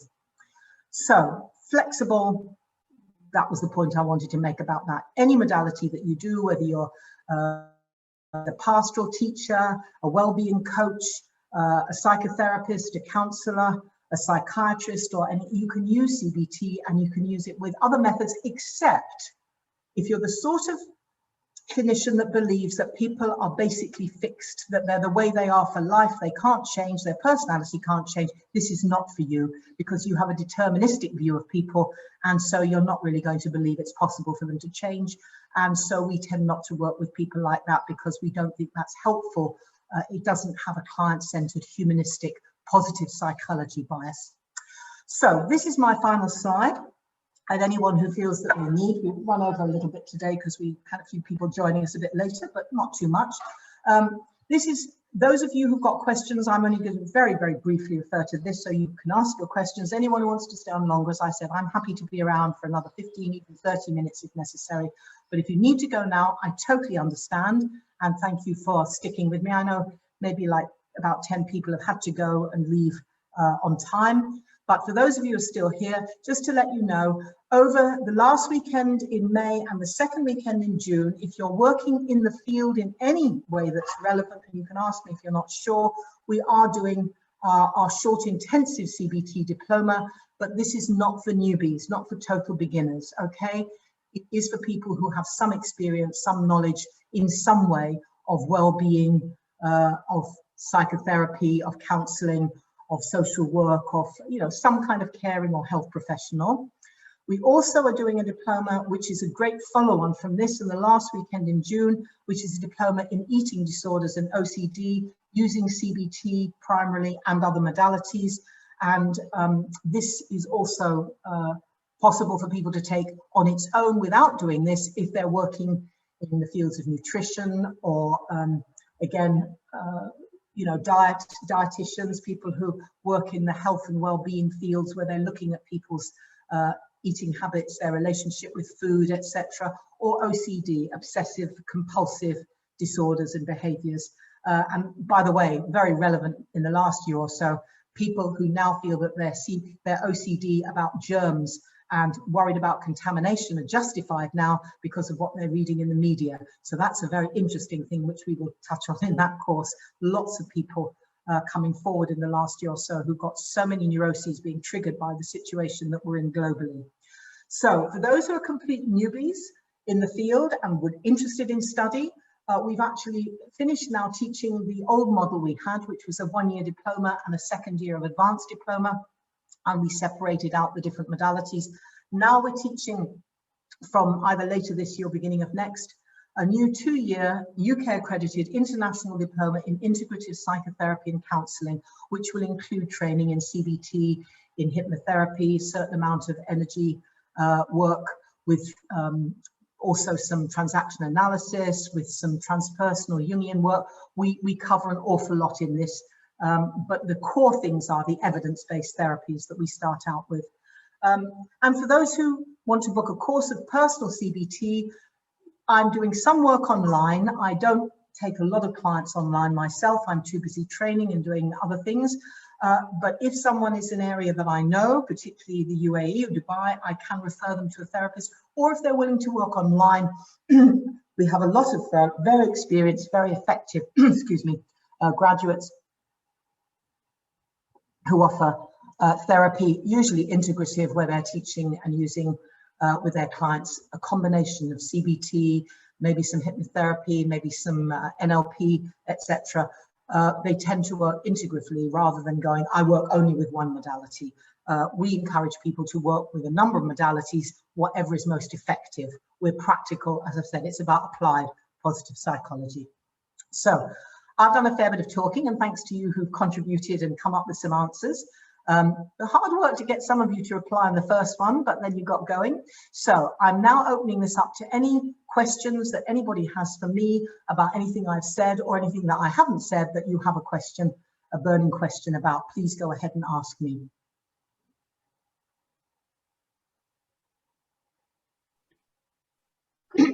I'm sorry, I didn't catch what you said earlier. Could you just clarify what you said about it's not illegal to do something, but really early on in the things about practicing? What I said is that the legality of practicing as a psychotherapist or counsellor, whichever modality you have, varies in different parts of the world. For example, in America, in some of the southern states, they don't even recognize the term or the profession of hypnotherapy. So most people who are hypnotherapists call themselves well-being coaches or consultants or something. They get around it somehow. In the West Coast and the East Coast, in various places, they've got their own organizations and so on, but they will give someone a certificate as a hypnotherapist who's only done 60 hours of training. So in Germany and Switzerland, for example, you can't call yourself a psychotherapist unless you've got a first degree in psychology and at least 2-3 years, in some cases they want more, training in psychotherapy. So again, people get around that. I've got good friends and even family members who practice in Germany and in Zurich in Switzerland, but there are ways you have to get around the system. So as I said, they'll say something like, I have a diploma, which is true. They can say what they've got, but they can't say I am a in certain countries. So in some parts of the world, there's no legal restrictions, and in some, for example, in Dubai, which I've referred to, because I think I said to you, we worked in the Middle East for many years. In Dubai, they used to have licensing for hypnotherapy. And in 2011, they withdrew it. So now there's a crazy situation whereby you can practice hypnotherapy just about anywhere, in your office, in any consultancy role where you've got a business or something. I know people who've got a business consultancy and they practice hypnotherapy within that, but you can't practice it in a Ministry of Health setting. So you have doctors who practice it, but they can only be registered as doctors. They can't call themselves hypnotherapists on their license, right? They may still practice it. We have a colleague who's an anaesthetist who's trained in pain management, including using clinical hypnosis, and got his degree, you know, and his postgrad, as well as his doctor of medicine and anesthesiology in the UK.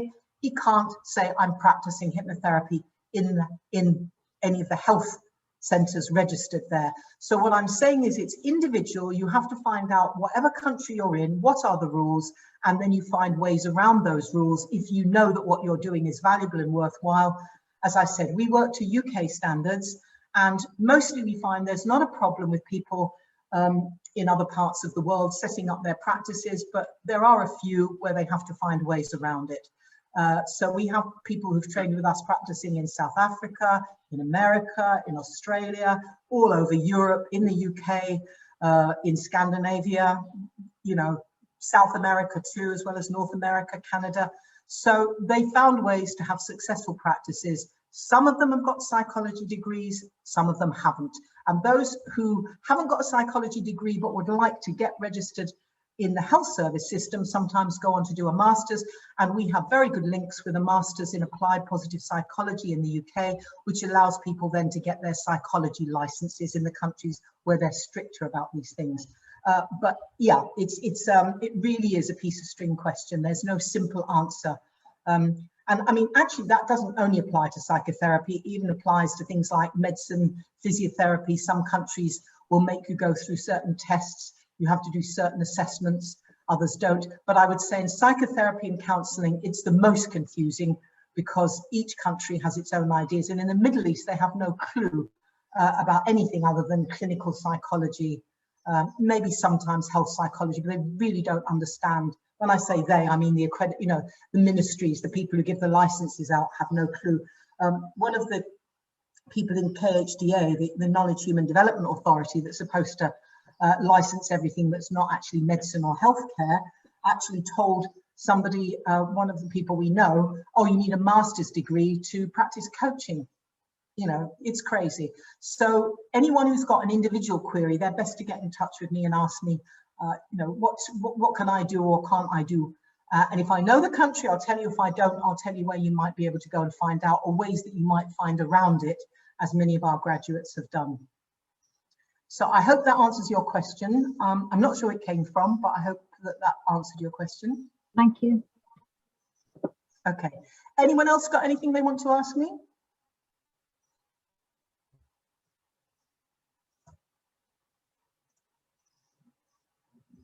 You don't have to, but if you have, this is your chance now.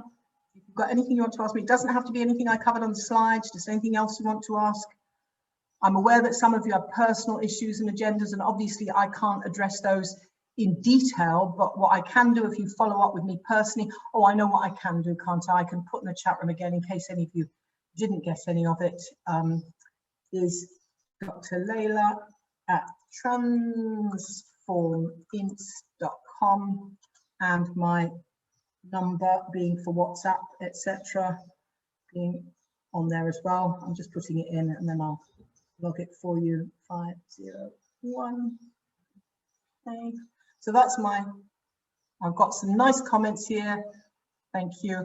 Actually, someone, I don't know if you're still there, Eileen, but Eileen said in Ireland you need a degree in psychotherapy and counselling plus 450 hours before you're accredited.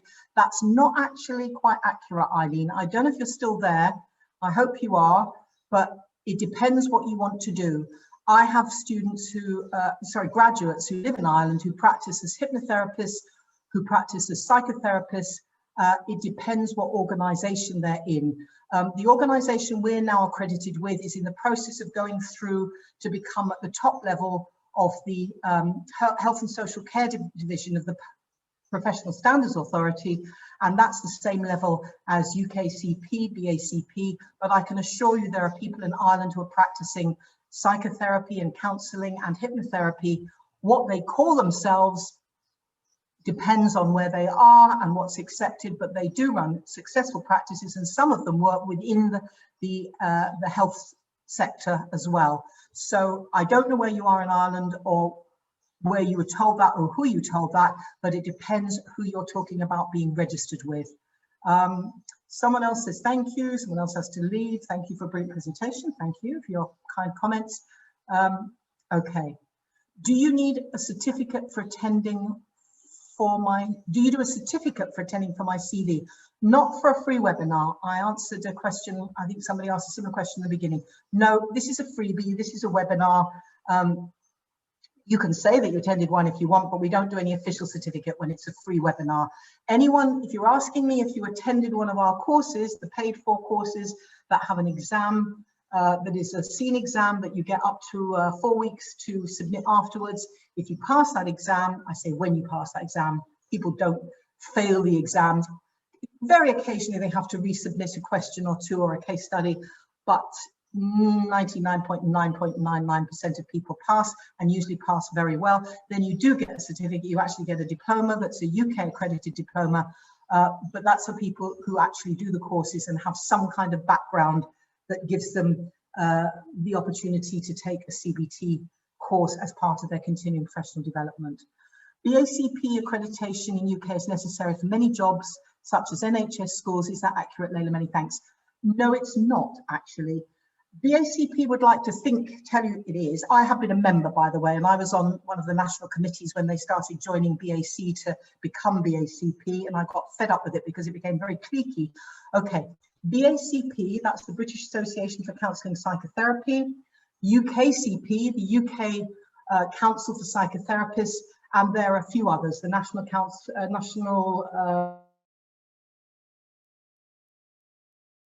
a few bodies there that are on that top level. The one that we're now affiliated with, NCP, is in the process of going on to that top level. Until now, we've had to go through the Complementary and Natural Healthcare Council. What you're saying is accurate in as far as many schools, NHS jobs say you need to be either BACP or UKCP accredited or working towards accreditation. As of later this year, once NCP is finished going through its process, no, you won't. If they say that, you just write to them saying, I notice in your job details you say X, you might not be aware that NCP is now accredited by the Professional Standards Authority and is at the same level. That will just take about, probably the next year to filter in, because they never bothered to join before. They've been established for 50 years. But, you know, now everybody's going, we need to work in the professional channels, even if it's not legally regulated. What does somebody else here has said? Oops, okay. It gave me a lot to think about. Definitely going to read out the book about psychiatry when it's harmful. So great to consider other sides of the debate rather than what educational bodies have always engraved in you. Absolutely. And by the way, Ingrained, it's not only that book. You can find dozens of books by psychiatrists. There's a book called How to Come Off Antidepressants Safely by Harvard psychiatrist Dr. Joseph Glenn Muller. There's I think it's called Bad Pharma by Ben Goldacre, who is a medical doctor, who wrote a book called Bad Science, who trashed alternative and complementary medicines. So someone said, what about allopathic medicine? So to be fair to him, he did the job, not only about psychological, psychotropic side of medicine, but also all sorts of other aspects of medicine. Iatrogenic disease is one of the major killers. That means to say misdiagnosis or dangerous or badly prescribed drugs is one of the major killers in Western societies. The States have got all sorts of statistics on this. And so it's a really good idea, yes, exactly, to read. As I said, you don't need to go flaky or alternative on this. I mean, I have an open mind about lots of things, but the more you find somebody comes from Harvard, comes from Stanford, has done the research, is, you know, really the top of their tree in the field, and then they tell you, look, I've done years of research on this, and this, you know you've got something there. And people like that I mentioned, I'll put him in case you didn't quite catch that. It's I think it's Richard Davis. Sorry, something's clicking at right. And it's called Cracked: Why Psychiatry is Doing More Harm Than Good. As I said, it's quite extraordinary what some of the people who are producing these things like the DSM will say themselves. And, you know, to me, the whole thing is a matter of ethics. I'll throw something else in here for those of you who've been patient enough to stick around for longer. Back in the early noughties of this century, the guys who were the editors, one's still an editor, but they were both at that time editors, one of the British Medical Journal and one of Lancet. You may have heard of them. They're two of the best renowned, longest established medical journals in the world. They gave evidence to the House of Lords about medication and the pharmaceutical industry, on drugs and so on, basically what's going on. It was a cross-party review, and they actually gave evidence which is on record, and the government websites have it too, where they actually said, I'll summarize for both of them, basically the British public is being subjected to an unlicensed drug trial by the pharmaceutical industry. And this is nothing more or less than what it is. It's an unlicensed, without due diligence, without informed consent. And they also both said, and one decided to resign from his position as editor because he was so fed up with it. He said, medical journals have become nothing more or less than advertising for the pharmaceutical industry. They fund the research in the universities, they run their own research, they don't publish research they don't want you to know, they delete and retract the bits that they don't want to be published. As I said, I'll put in Bad Pharma because it's another really good one to have a look at, Bad Pharma, because Ben Goldacre is actually a medical doctor and also a researcher, and his Bad Pharma is full of stuff, as I said, not just about psychotropic medication, but he talks and he shows, he even has pictures that he got under the Freedom of Information Act from people like AstraZeneca, Pfizer, GlaxoSmithKline, where they've got the reports where they actually fudged and faked, or they deleted the results they didn't want people to know about, because you may or may not know that you only need to get a result that is less than 1% better than a placebo effect for a drug to be considered to be an effective drug. And some of the drugs and the meds that we've got that are being used, so much now, have actually been refused, refused licenses in the past by things like the, in America, where you've got the FDA, the Food Drugs Administration, and then you'll get a change like Dick Cheney took over for a while at the FDA. And this is not to do with psychotropic drugs, this is to do with additives and things. You've probably heard of the artificial sweeteners, aspartame, Well, aspartame has had more complaints about it from more side effects and negative effects than any other additive in the whole of the USA. For many years, they refused them a license for aspartame because it's a nerve poison and it's considered highly dangerous, especially when it builds up in toxic amounts. They put Cheney in as the head of the FDA for about 6 months. He overrode the scientific panel and their advice. He gave a license to aspartame, and now you'll find aspartame in just about everything, including your children's vitamin pills. Not only aspartame, which is a sugar substitute, so supposedly better for you than sugar, but they add it to sugar as well. So I just mentioned this so you don't think I'm just going on about medication in relation to psychological things. The pharmaceutical industry is a very, very bad industry. Some of those ones now that are making trillions from the vaccines and all that stuff have actually in recent years been prosecuted successfully and had to pay billions in compensation for harm that their products has done, for lying to the public, for withholding information.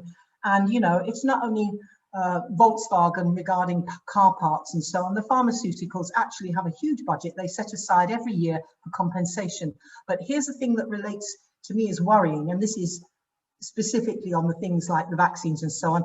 I don't know if you're aware of this, but some years ago, the pharmaceuticals refused to get involved in vaccines unless they were exempted from any liability.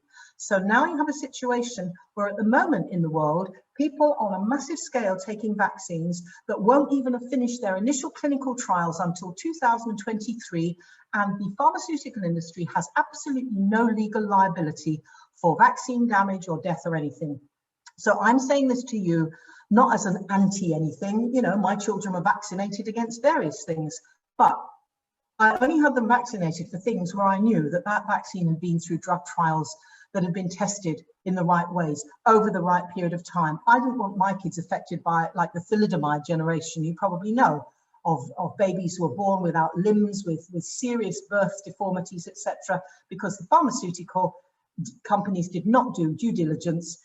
And once they even knew things were going wrong, they didn't let it out until it had become a major scandal. So I mention these things because to me, if you're a parent, if you're a member of the community, if you've got friends, if you're a health worker, if you're a human being that cares about others, you owe it to yourself and others to do due diligence, to read up on this stuff, not just accept what you get on the mainstream media, because the mainstream media, even the fact checkers, are funded by the very people who actually stand to benefit most.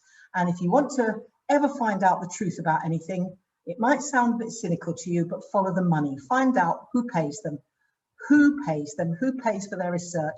And having worked as, again, I haven't named the university, I'm being careful and I'm being ethical and all that, but I was a dean in a university that got a lot of its funding from two sources, pharmaceutical industry and the defense industry. So just think about that. What does that do to your research if you know that if you come up with the wrong results, you're going to have your funding withdrawn?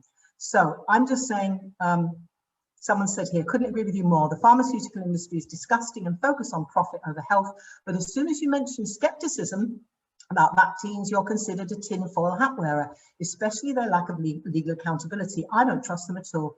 And like me, saying I'm not an anti-vaxxer, I'm just a concerned parent. Exactly. I'm a concerned parent, grandparent, and great-grandparent. And if I tell you, I actually heard just this morning from one of my graduates who runs a very successful business in the UAE, and she was telling me that her daughters, who are young adults, they're adults, but they're young adults now and still dependent on her, have actually had their eggs taken and frozen because you have to have a vaccine if you're going to live and work in Dubai, or have a test every week and so on. But they're sufficiently worried about their fertility in the future that they've had she supports them in having had their eggs frozen. So again, this is not to do with CBT, is it? Actually it is, because CBT is about applying logic, reason, critical thinking, and getting people to think with their left brain and not just be manipulated by emotions and by crowd control, mass hysteria, etc. And I will be saying that till my dying day, and I hope that that's helpful to some of you, because you might think, oh, well, you're old now, you know, I mean, I still run a business, but I long since retired in the sense of working in a paid position, but actually, you know, I'm someone who has been a whistleblower in the past when bad things have been going on.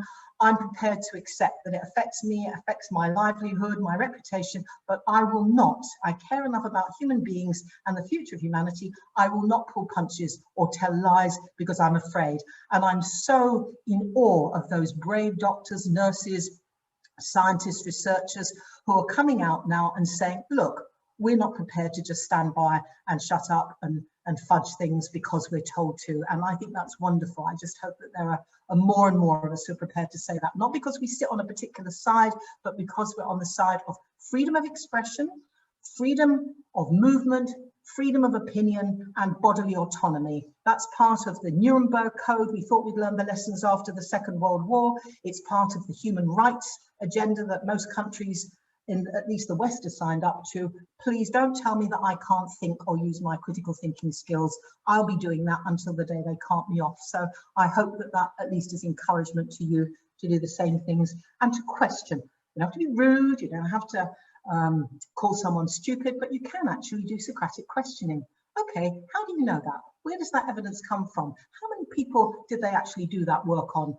Why did they skip the animal stage in that research? Ask the questions. And if people start getting angry with you or shouting or calling you a tinfoil hat wearer, you know you've already won the argument, right? Because why would they need to do that unless they're afraid of what you're saying to them? So we've strayed off topic a bit there, but I hope you don't mind. We've got about 10 or so of you still there with me. So thanks very much for that and for coming. And thank you for accepting that I've shared with you my own opinions after I've done my due diligence bit about telling you about CBT. And thank you very much for giving me your precious time, because that's one of the most precious things that any of us have to give to each other. And I hope I'm in touch with you again. And any of you wants to join me for a future webinar, like one we're going to do on working with children, young people and children and families, I'm going to be doing another free webinar on that, as well as running paid for courses. So thanks again. And thanks for joining me, and hope to be in touch soon. Bye-bye. Thank you. Thank you so much. You're very welcome. Thank you so much, Leslie from Ireland. Thank you, Leslie. You're welcome. And thank you for joining us from Ireland. Okay, so I'm going to end now